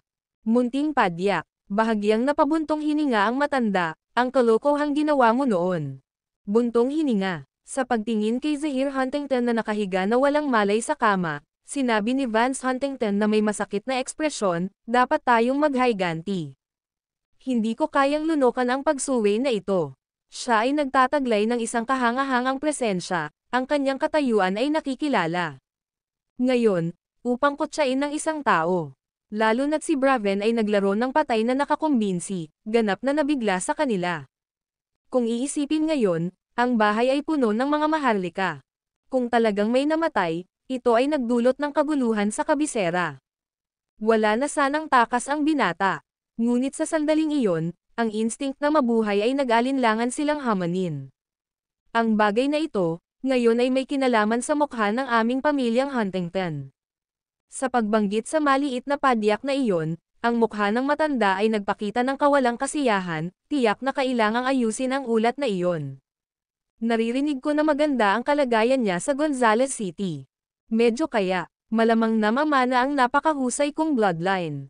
Napakamot ng ulo si Vance Huntington, bakas sa mukha niya ang kawalan ng kakayahan, mukhang ilang araw na lang pupunta siya sa kabisera. Nitong mga nakaraang taon, naging abala siya sa pagbuo ng mga koneksyon, kumita ng pera, lahat para lang makabalik sa aming pamilyang Huntington. Umiling ang matanda, sayang lang, hindi maayos ang background niya, at masyadong matigas ang ulo niya. Dito sa pamilyang Huntington, mayaman kami sa mga talento, hindi kami nagkukulang sa kanya. Tumangala si Vance Huntington, napansin ng isang lalaking maikli ang buhok na papasok. Ang binata ay nakasuot ng isang pares ng doktor, Martens boots at 2 malalaking hikaw. Magulo ang pananamit, para siyang delinkwenteng kabataan. Anson, ano ito Euro Broken Bar? Nagtaas ng kilay si Vance Huntington, pinalaki ang bagong dating na si Anson Huntington. Narinig ko na ang basura ay halos bugbugin sa kamatayan, kaya pumunta ako upang makita. Ipinasok ni Anson Huntington ang kanyang mga kamay sa kanyang mga bulsa at naglakad papunta sa gilid ng kama ni Zahir Huntington. Tumitig siya saglit, tapos biglang, smack, sinampal niya ito sa mukha. Bumangon ka, mag-usap tayo, aniya at biglang umupo. Anong ginagawa mo? Si Vance Huntington ay tumakbo, galit na galit, at tumingin kay Anson Huntington, kapatid mo iyon, at siya ay malubhang nasugatan ngayon. Nababaliw ka na ba? Ang baliw. Sa pamilya Huntington, walang nang-ahas na pukawin si Anson Huntington. Kahit ang sarili niya, ang tanging nakakapigil sa loko ay ang matanda. Mahina at talunan ng ganito. Nang may panghahamak sa kanyang mga mata, diretsong sinabi ni Anson Huntington, "Excuse my frankness. Ang ganitong mga basura ay hindi karapat-dapat na tumira sa ating mga Huntington. Mas malinis kung patay na siya." Kahit kaharap ang sarili niyang pamilya. Hindi pa rin siya nagpakita ng awa. Anson, hayaan mo na, mahinang sabi ng matanda. Mabuti. Tumayo si Anson Huntington, at bago siya umalis, diniinan niya si Zahir Huntington. Broken bones, talagang nakakakilig, sabi niya, hindi pinansin ang nakamamatay na tingin ni Vance Huntington at humakbang papunta sa matanda. 3 taon, paano nangyari? Mahinang tanong ng matanda. Bago bumaba sa bundok, pinatay ko ang aking amo. Wala ni isa man sa aking mga kapwa alagad ang naligtas. Iniabot ni Anson Huntington ang isang daliri at bahagyang sinundan ang mga figure sa hangin. Napakabuti, hindi mo binaygo ang mga inaasahan ng pamilya, tumanggo ang matanda bilang kasiyahan. Wala siyang naramdamang anumang kakulangan sa ginhawa tungkol sa ganitong uri ng kabangisan laban sa kanyang amo. Sa taong iyon, nagtanghal ang pamilya ng isang dula para linlanggan ang lahat at paalisan ka. Ngayong nagbalik ka na dala ang iyong mga kakayahan, humanap ng pagkakataon upang ipakita ang mga ito. Maaaring wala akong anumang karibal, sabi ni Ansel Huntington, nakatingin sa sarili niyang kamay at bumubulong sa sarili, ang pagiging walang kapantay ay maaaring maging malungkot. Maging mahinhin, bahagyang kumunat ang noo ng matanda. Kahit na mapatay mo ang iyong amo, marami pang mas malakas kaysa sa kanya. Intindihin, palaging may mga taong mas malakas. Kung ganoon, papatayin ko silang lahat. Sinabi ni Ansel Huntington, na nakatingin sa kanyang kapatid sa higaan at umiling-iling, o dapat ba akong maghayganti para sa aking kapatid? Sanay ka, kaya dapat maging maingat ka sa mga kilos mo. Kapag gumawa ka ng hakbang, tiyak na mayayanig ang Gonzales City. Siguradong nakakagulat, naiintindihan mo ba? Sabi ng matanda, kumikinang ang pag-asa sa kanyang mga mata. At pagmamalaki, naiintindihan. Tumanggo si Ansel Huntington at tumingin sa matanda, Lolo, babalik ako kung wala ng iba. Nakaramdam ako ng pagtaas sa aking mga kakayahan kamakailan. Gusto kong makita kung malalampasan ko ang aking Panginoon. Bago bumaba sa bundok, pinatay niya ang lahat ng kapwa niya disipulo. Gayunpaman, siya ay malubhang nasugatan. Sa wakas, nang patayin niya ang kanyang amo, ginamit niya ang kanyang nakababatang babaeng disipulo bilang leverage. Pinipilit ang kanyang amo na magpakamatay. Ngunit, ang proseso ay hindi mahalaga. Ang resulta ang pinakamahalaga. Natupad niya ang kahilingan ng kanyang lolo. Sa pamamagitan lamang ng paglipol sa kanyang mga kapwa alagad makakababa siya mula sa bundok. Natupad niya ang halos imposibleng gawaing ito sa loob ng 3 taon. Pagkatapos lumabag sa kanyang nakababatang babaeng alagad, pinatay niya ito sa harap ng kanyang amo. Sa pamamagitan ng apoy, nilipol niya ang kanyang buong sekta. Gonzales City, mayayanig ka, huminga ng malalim ang matanda, medyo nasasabik ang tono nito.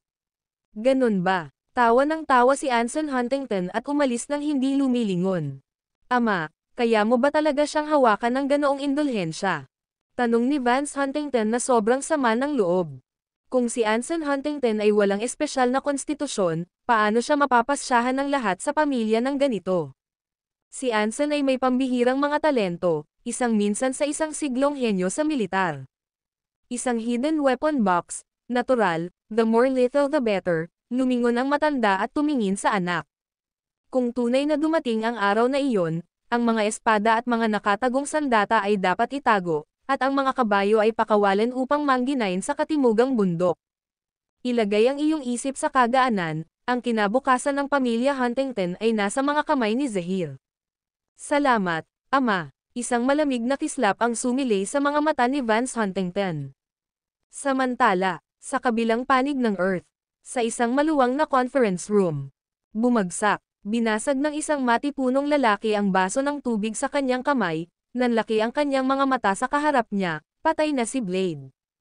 Pinatay ng Seven Clouds Academy. Ang video na ito ay edited by Urban Storytelling.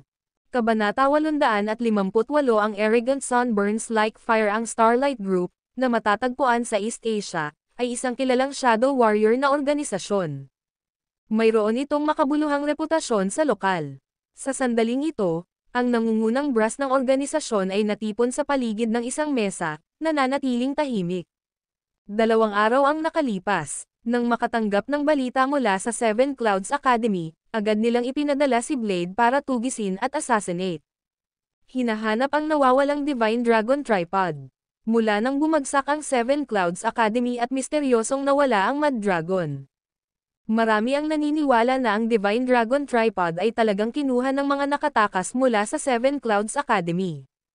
Ngayon, pagkatapos ng halos 4 na taon ng katahimikan, ang Seven Clouds Academy ay muling lumitaw sa mundo.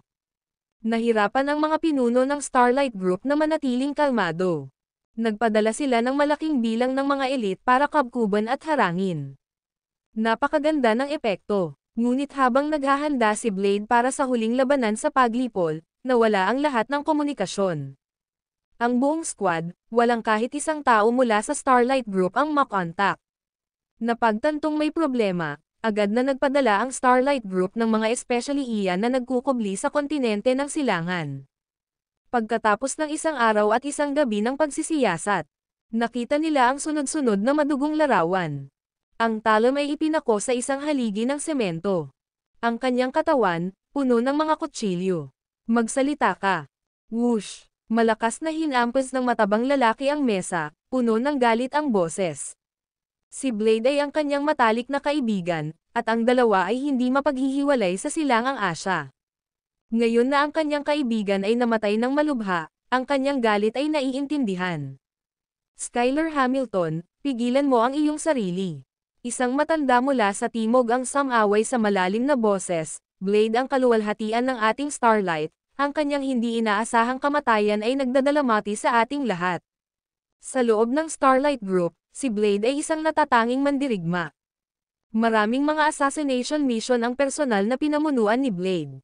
Sigurado ba tayo na ginawa ito ng Seven Clouds Academy? Sa paligid ng round table, may nag-alinlangan.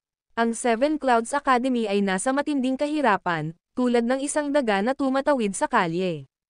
Sa isang tabi sa mahirap na paglalakbay, ang mga mandirigma lamang mula sa ating Starlight ay sapat na upang patayin ang mga labi ng Seven Clouds Academy. Ang muling pagpapakita ng Seven Clouds Academy ay hindi unang nalaman ng Starlight Group. Gayunpaman, ang silangang Asya ang pinakamalapit na lugar sa China. Nang ang mga tao mula sa Seven Clouds Academy ay lumaban ng walang tigil sa daan, nakibahagi sa madugong mga labanan, at tumuntong sa Eastern Continent. Pagkatapos ay nagsimulang kumilos ang Starlight Group. Naghihintay sa kagaanan para sa pagod. Malaki ang tsansa ng tagumpay. Sa kasalukuyan, tila ito ay gawain ng Seven Clouds Academy. Kung hindi, bakit walang kahit isang katawan mula sa Seven Clouds Academy sa eksena, habang ang aming Starlight Group ay nabura? Naaalala ang mga larawan mula sa eksena, isang malamig na pawis ang bumuhos sa likod ng top brass ng Starlight. Isang nakamamatay na suntok, wala man lang lakas ang mga tao nila para lumaban.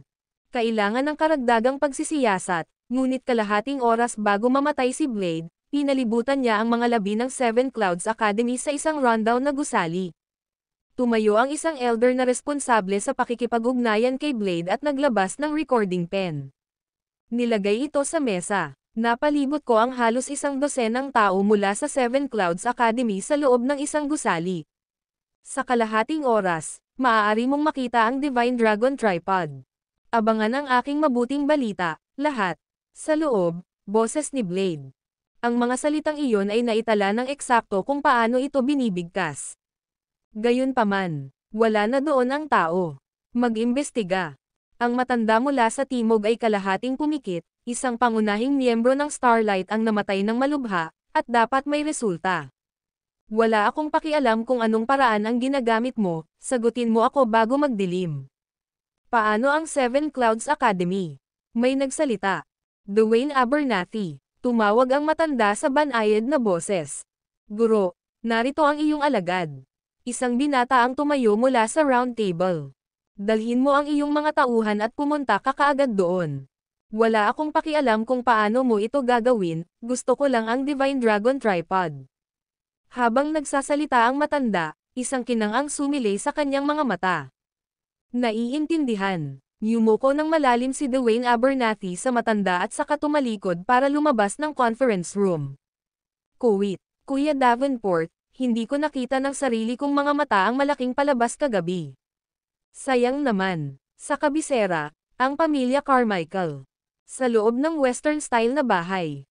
Umupo si Julius Reed sa coffee table, umiinom ng medicinal concoction na bigay ni Karen, medyo masarap ang pakiramdam. Ni-refresh at pinasigla. Gusto ko lang kumain, ayokong may naghahanap ng gulo sa atin. Nagsali ng isa pang tasa si Julius Reed at itinulak ito sa harap ni Beckett Carmichael. Salamat, kapatid na Davenport, ngunit sa palagay ko ay hindi ko ito kailangan sa ngayon. Isang tawa ang pinakawalan ni Beckett Carmichael, isang tawa na ikinagulat ni Julius Reed. N-on-0. Anong klaseng ngiti iyon? Hindi ba't ang pag-inom ng ilang gamot ay dapat na pampalusog at mabuti? Ngunit nag-aalala ako na ang pamilya Huntington ay lalabas para sa paghihiganti. Sabi ni Beckett Carmichael na may pag-aalala sa mukha. Upang putulin ang isang daliri ni Vance Huntington at pagkatapos ay tumalon si Zahir Huntington sa isang gusali. Nai-imagine pa niya ang matandang lalaki ng pamilya Huntington, na nagngangalit sa galit. Matandang halimaw iyon. Sa buong kabisera, sino ang hindi magbibigay daan sa kanya? Ngunit ngayon, siya ay sinampal sa mukha, sa harap mismo ng kalahati ng lungsod. Ang Huntington family, hindi basta-basta pababayaan. Wala akong pakialam. Umiling si Julius Reed at pinisil ang ilong para inumin ang medicinal soup. Ang bagay na hiniling mo sa akin na tingnan noong huling pagkakataon ay may ilang mga lead. Beckett Carmichael, nang makitang wala sina Kella Radcliffe at Bambo Whittaker, misteryosong sinabi, tulad ng iyong hinulaang. Ang exhibit na inorganisa ni Armand Levi's noong nakaraan ay wala talagang punyal na iyon. Sa katunayan, lahat ng bagay mula sa exhibit ay naruroon maliban sa punyal, na hindi kailanman naruroon. Ang gabi ng auction ay bumalik sa normal sa kalaunan. Pero sa kalagitnaan ng bidding, biglang nag-announce ng pause si Armand Levi's. Ang dahilan ay ang ilang mga kayamanan ay ninakaw. Ang mga mayayamang tycoon, na nahaharap sa gayong kaguluhan, ay wala ng interes sa pagbid. At kaya natapos ito ng walang conclusion. Pagkatapos, ayon sa kahilingan ni Julius Reed, nagpadala si Beckett Carmichael ng malaking bilang ng mga tao, kabilang ang taktika ng panunuhol sa mga pangunahing miyembro ng Levi's Group. May nalaman silang pasabog na balita. Sa araw ng auction, ang punyal ay hindi naruroon. At ang Levi's Group ay inaasahan na magkakaroon ng gulo. Sinigurado nila ng maaga ang mga bagay sa auction hanggang sa umalis si Julius Reed. Pagkatapos ay ibinalik nila ang kapangyarihan at ipinagpatuloy ang auction. Talaga, tulad ng hinala ko. Naningkit ang mga mata ni Julius Reed na parang may iniisip. May hinala ka bang nakipagsabuatan sila sa gang na iyon para saktan ka? Nagsalita si Beckett Carmichael para magtanong. Hindi naman. Sumandal si Julius Reed sa sofa, naka-cross legs. Noon, baka hindi pa alam ng Levi's Group ang identity ko. Pero, may pinapatunayan. Ano iyon? Nadama ni Beckett Carmichael na nagiging komplikado ang mga bagay. Dapat maintindihan ng behind the scenes na may-ari ng Levi's Group ang kahalagahan ng punyal na ito. Gusto niyang akitin ang ahas palabas ng butas nito, ngunit hindi niya inaasahan na may some iris sa plano. Napatingin si Julius Reed sa kanyang relo, any movement. Sa alas 4 ng hapon, isang senior executive mula sa Levi's Group ang magdadrive papunta sa West Sevilla. Ayan, may manliligaw siya. Tumawa si Beckett Carmichael, gumastos ako ng 80 milyon para sa impormasyong ito. Sulit, inilagay ni Julius Reed ang tasa sa mesa, kinuha ang kanyang suit jacket, pupunta ba tayo roon ngayong gabi at magsaya? Mas gusto kong manatili sa bahay. Hindi karaniwang tinanggihan ni Beckett Carmichael. Masyadong mataas ang pusta, at nag-aalala siyang hindi kakayanin ng kanyang puso. Ilang araw na lang sa kabisera. Kalahati ng marangal na pamilya ng lungsod ay nasaktan. Ngayon si Beckett Carmichael ang target ng pambabatikos. Maging ang marami na may posibilidad na suportahan ang pamilya Carmichael ay nag-aalinlangan na ngayon. Tahimik lang, napakaraming kalaban nina Julius Reed at Beckett Carmichael. Natatakot silang gumawa ng maling pagpili at harapin ang paghihiganti. Bigyan mo ako ng lokasyon. Iniunat ni Julius Reed ang kanyang katawan, humakbang palabas ng western-style na bahay. Ang araw ay sumisikat sa itaas. Isang banayad na simoy ng hangin sa ilalim ng maaliwalas na kalangitan. Sa ganoong panahon, perpekto para sa lahat na umupo at makipag-usap ng maayos. Ang video na ito ay edited by Urban Storytelling. Kabanata 859, ang aking pangalan ang punong tanggapan ng Armand Levi's ay matatagpuan sa katimugang bahagi ng kabisera.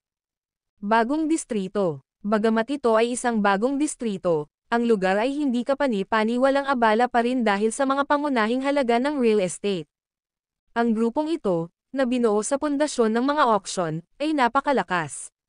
Sa likod ng lahat ng ito, may mas malaking figure na namamahala sa lahat. Sinasabing ang figure na ito ay isang tao kahit na ang apat na dakilang pamilya ay itinuturing na may pag-iingat. Sa Armand Levi's, kahit ang mga ordinaryong empleyado ay kumikita ng pataas ng 10,000. Ang mga executive ay nasa multi-million taunang sweldo.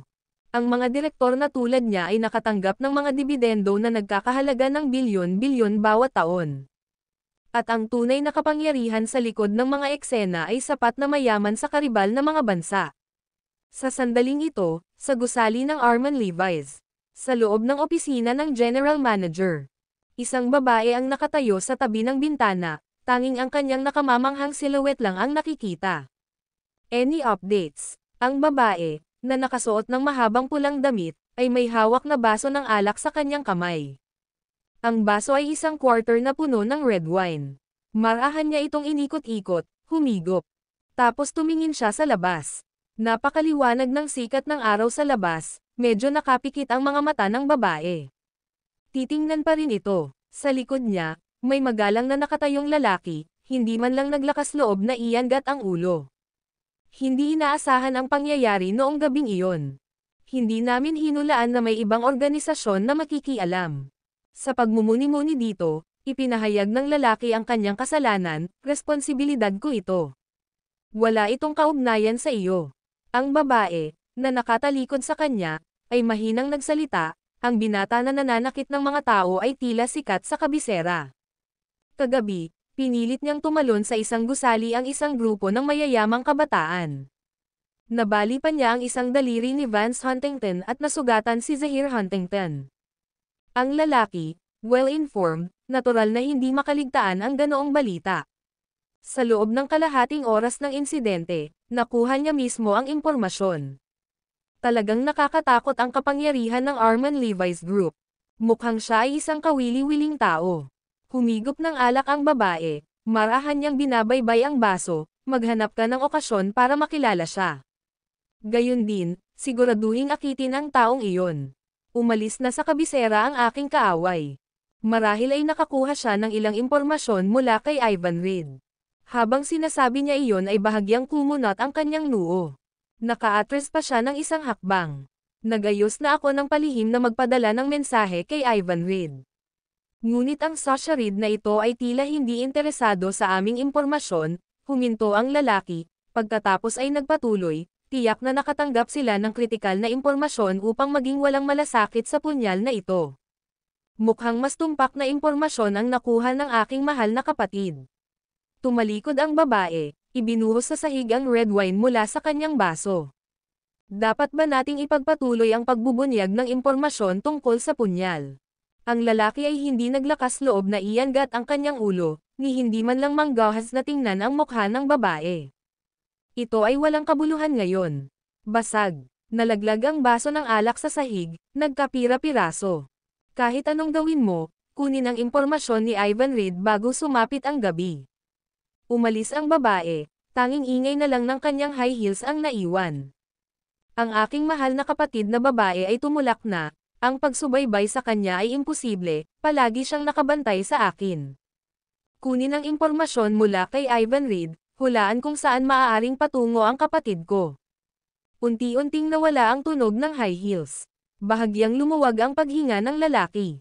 Pang-aapi. Sa tuwing sumusulpot ang babae, pakiramdam niya ay nasusuka siya. Pero noon lang, muling narinig ang mga yabag ng paa. Muling natigilan ang lalaki, magalang na nagsalita, "Diyosa, may kailangan ka pa ba?" Wala akong hiniling, ngunit medyo nauuhaw ako. Maaari ba akong pumasok para sa isang basong tubig? Boses iyon ng lalaki. Whoosh! Lumingon si Fabio Pendleton, nanliit ang mga mata sa mga biyak. Paano ka nakalusot? Dahan-dahan siyang pumunta sa desk niya at bumunot ng mahabang espada. His! Ang talon ay kumamaw sa mesa, gumawa ng kakaibang tunog. Ang aking mga hakbang sa seguridad sa Arman Levi's ay malakas, ang paglusot dito ay hindi madali. Hindi nagpanik si Fabio sa biglang pagsulpot ni Julius Reid. Pero sa loob-loob niya, medyo natigilan siya. Nagsimula si Arman Levi's sa mga auction at may napakataas na pamantayan sa seguridad. Ang seguridad ng buong gusali ng Arman Levi's ay nangunguna sa industriya. Hindi raw makapasok kahit isang langaw. Gayunpaman, tahimik na nakapasok ang binata sa kanyang harapan. Masyadong curious si Fabio sa loob. Naparito ako para humingi ng tubig, bakit ka gumuhit ng espada? Itinuro ni Julius Reid ang espada na nasa kamay ni Fabio, sabi nila, nakakatuwang magkaroon ng mga kaibigan mula sa malayo. Ito ba ang paraan mo para sabihin, Kahit malayo ang kaibigan, papatayin siya. Sapat na usapan. Hinawakan ni Fabio Pendleton ang kanyang kutsilyo at dahan-daang lumapit kay Julius Reed. I see you have some background. Gusto mo bang sabihin sa akin ang iyong sarili, o gagawin kita? Sasabihin ko, nauuhaw ako sa tsaa. Napakunot ang noo ni Julius Reed, ang kanyang mga salita ay nagdadala ng sama ng loob. Ang aking mga salita, smack. Hindi natapos ni Fabio Pendleton ang kanyang pangungusap bago siya sinampal ni Julius Reed sa mukha. Hindi mo ba naririnig ang mga salita ko? Binibigkas niya ang mga salitang hindi pa tapos ni Fabio Pendleton. Ikaw. Sinaktan mo ako sa sarili kong lugar ng negosyo. Tinakpan ni Fabio Pendleton ang kanyang mukha, galit na galit ngunit tumatawa.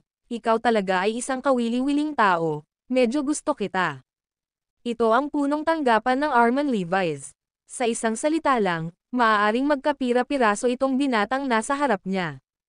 Ngunit ngayon, ang lalaki ay naglakas loob na hamampas. Interesting Euro broken bar. Nag-overestimate siya sa sarili niya. Nakakatuwa na nakakatuwa, sabi ko, nauuhaw ako. Dumilim ang mukha ni Julius Reed nang hawakan siya sa leeg sa bilis ng kidlat. CO. Sa isang iglap, naramdaman ni Fabio Pendleton na naubos ang lahat ng kanyang lakas. Hindi niya maiangat ang kutsilyo sa kamay niya.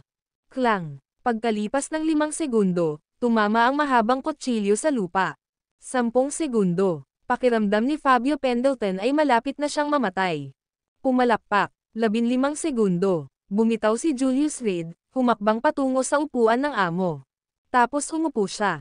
Kung sasabihin kong nauuhaw ako sa pangatlong beses, hindi ka magkakaroon ng pagkakataong buhusan ako ng tubig. Bahagya niyang tinapik ang desk. Ngayon, bibigyan kita ng 5 segundo. Okay, Euro broken bar. 2 beses na huminga ng malalim si Fabio Pendleton, halos gumapang papunta sa water dispenser. Nanginginig, nagbuhos siya ng 1 tasa ng mainit na tubig. Tapos, gumapang siya pabalik. Gusto kong uminom ng malamig na tubig. Splash! Ang nakakapasong mainit na tubig ay tumalsik sa mukha ni Fabio Pendleton. Sumigaw ka, at tiyak na patay ka. Ramdam ang sakit, si Fabio Pendleton ay likas na gustong sumigaw. Sa huli, halos kagatin niya ang kanyang ngipin. Wala siyang ingay. Malamig na tubig, dali. Inikat ni Julius Reed ang kanyang upuan, pinagmasdan ang silid, buhay ng maayos, mukhang mayaman si Armand Levi's. Thud, thud, natisod si Fabio Pendleton, kumuha ng 1 tasa ng malamig na tubig. Pagkatapos, nanginginig ang lahat. Inilagay niya ito sa harap ni Julius Reed. Sa loob-loob niya, labis siyang natakot. This was his own place of business after all Euro broken bar. Gurgle. Dinampot ni Julius Reed ang tasa ng tubig, uminom ng isang malaking lagok. Masarap ba ito? Si Fabio Pendleton, na orihinal na naghihirap, ngayon ay nagpakita ng isang bakas ng isang ngiti. Masarap. Ang lasa ng heartbreak powder ay napakakakaiba. Binaligtad ni Julius Reed ang tasa. Pag-inom hanggang sa huling patak. Marahan niyang inalog ang tasa, na medyo hindi nasisiyahan. Talagang curious ako kung paano ang mga gamit ng Medicine King Valley ay nasa lahat ng dako. Whoosh! Sinipal ni Julius Reed, nabali ang isa sa mga paa ni Fabio Pendleton. Hiss! Si Fabio Pendleton ay nahulog sa lupa sa sakit, ang kanyang daliri ay nakaturo kay Julius Reed sa takot. Alam ko kung ano ang gusto mong itanong. Bahagyang bumantong hininga si Julius Reed at tumayo habang nakasabit ang mga kamay sa likod. Kailangan mo lang malaman, ang pangalan ko ay Julius Reed. Ano? Kumirot ang puso ni Fabio Pendleton, nakalimutan pa ang sakit sa kanyang putol na binti. Ang video na ito ay edited by Urban Storytelling.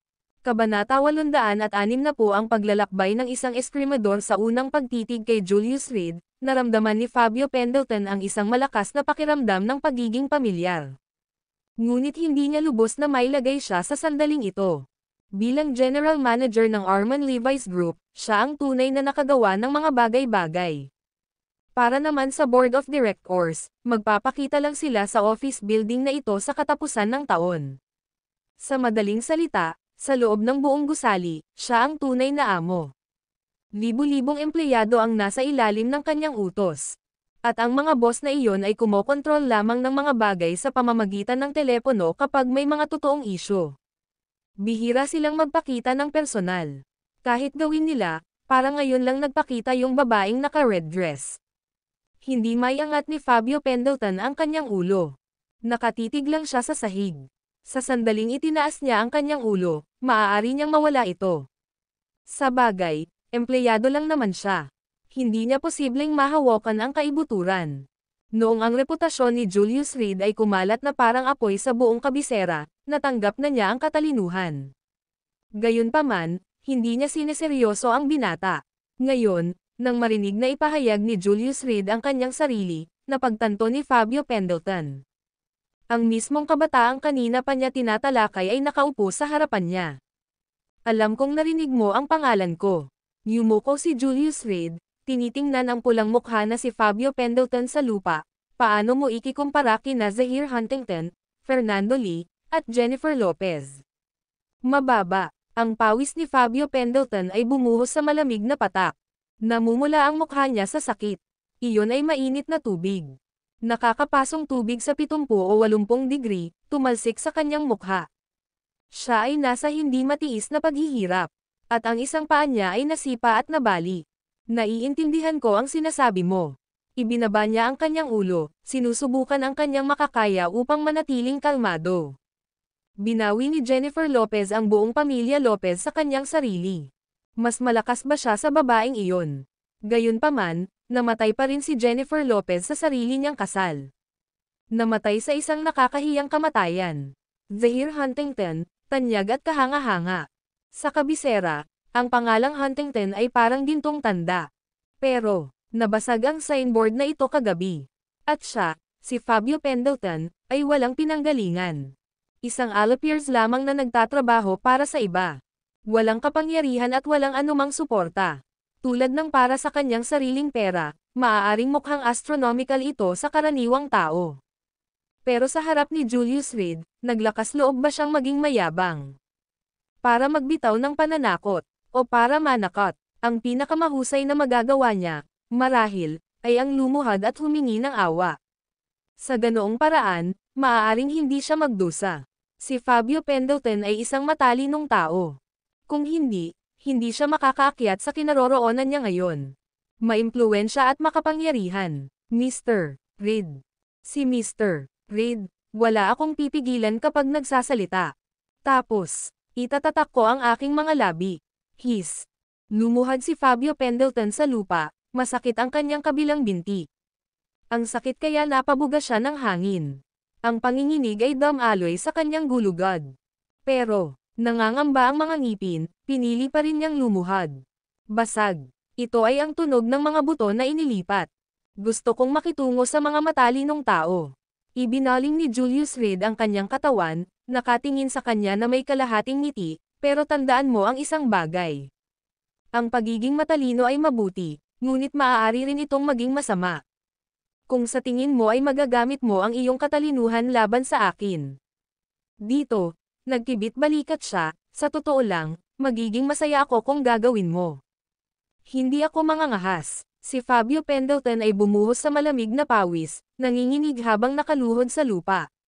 Samantala, nakikipagbuno rin siya sa isang desisyon sa kanyang isipan. Buhay o kamatayan, lahat sa isang pag-iisip. NONO. Sa huli, pinili niya ang buhay. Ang kanyang sariling buhay, ang pagkamatay ni Julius Reed. Sa kabisera, walang sino man ang maaaring manatiling walang kinalaman. Ang lugar na ito ay isang rumaragasang dagat ng kaguluhan. Kahit na ang mga malalaking barko ay maaaring lumubog. Ang punyal, anong nangyayari? Umupo si Julius Reed sa upuan, nagsasalita ng walang pakialam, sa tingin ko, nang hindi nag-aaksaya ng mga salita, dapat mong maunawaan, tama.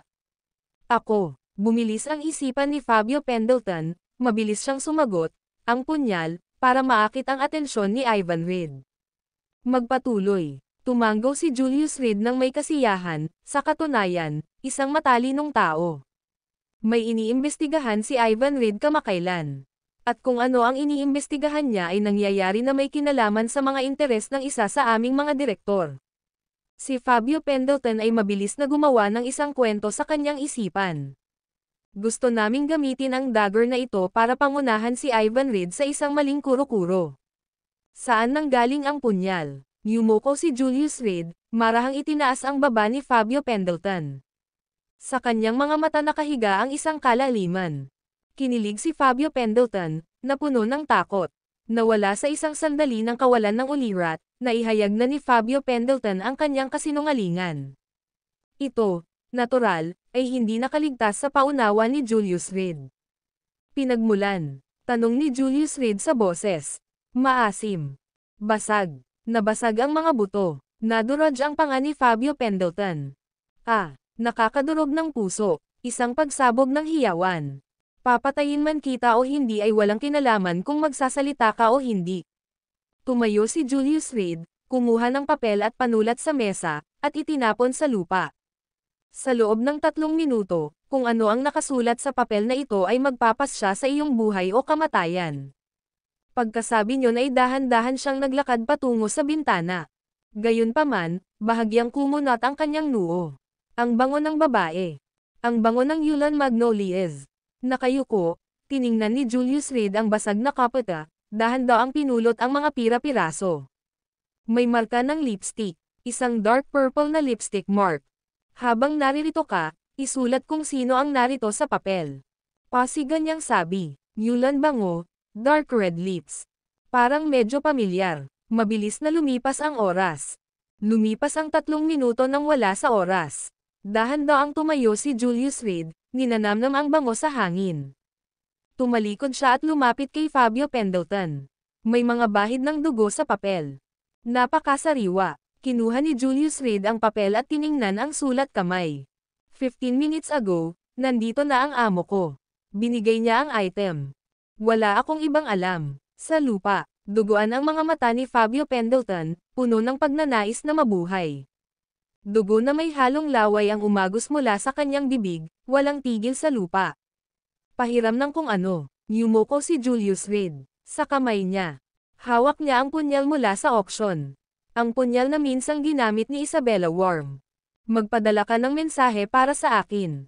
Tumalikod siya at nagsimulang magukit sa sahig ng opisina gamit ang punyal. Dahan daw ang ukit. Napakatigas ng sahig. Ngunit ang sulat kamay ay medyo maganda. Mukhang may kapangyarihan itong impluwensyahan ang mundo. Makalipas ang kalahating minuto, tumayo si Julius Reid, pinitik ang punyal para iwaksi ang mga pinagkataman ng kahoy. Inangat din ni Fabio Pendleton ang kanyang ulo, tinitiis ang matinding sakit. Binasa niya ang text, makita lang euro. Sa sahig, mayroong 9 na malalaking karakter. Pumatay sa loob ng 10 hakbang, walang bakas ng 1,000 milya. Halos 1 metro ang laki ng bawat karakter. Gayunpaman, sa pagitan ng mga karakter para sa pumatay at tao, mayroong halos 1 metro ng espasyo. Siyempre, alam ni Fabio Pendleton ang talatang ito. Ang sikat na linya ng swordsman. Ngunit sa orihinal, malinaw nitong sinabi euro. Patayin ang isang tao sa 10 hakbang, huwag mag-iwan ng bakas sa 1,000 milya. Kung alam niya ang linyang ito, tiyak na hindi niya ito makakalimutan at magbibiro. Ngunit ano ang ibig sabihin nito? Nakalimutan kong pumirma. Yumuko si Julius Reid, mabilis na nagukit ng sariling pangalan. Ang pangalan ay bahagyang mas maliit, sa likurang kanan ng huling linya ng taludtod. Sana makita ito ng boss mo. Habang naglalakad sa verse, mukhang mas nasiyahan si Julius Reid. Dati, nagpractice siya ng calligraphy sa kabundukan. Mga inukit na tula at taludtod sa buong pangunahing tuktok ng 5 bundok. Ngayon ang sahig na ito, kumpara sa bato, ay sadyang malambot. Alam mo ba kung ano ang ibig sabihin ng blanko na ito? Inalis ni Julius Reid ang punyal, na itinuro ang espasyo sa pagitan ng pumatay at tao. Napailing si Fabio Pendleton. Sinarado niya ang utak niya at hindi niya maisip kung ano ang ibig sabihin nito. Ngayon, dapat mong malaman. Lumapit si Julius Reid at hinawakan ang kanyang leeg sa isang galaw. Basag. Nabali ang leeg. Binigyan kita ng isang pagpipilian, ngunit hindi mo ito pinahalagahan. Thud. Inihagis niya ang katawan ng walang ingat, at nahulog sa lupa ang bangkay ni Fabio Pendleton. Nakahiga siya doon na patay sa eksena. Ang katawan, nakarating sa pagitan ng dalawang karakter. Nagiging paalang na isa. Patayin ang isang tao sa 10 hakbang, huwag mag-iwan ng bakas sa 1,000 milya.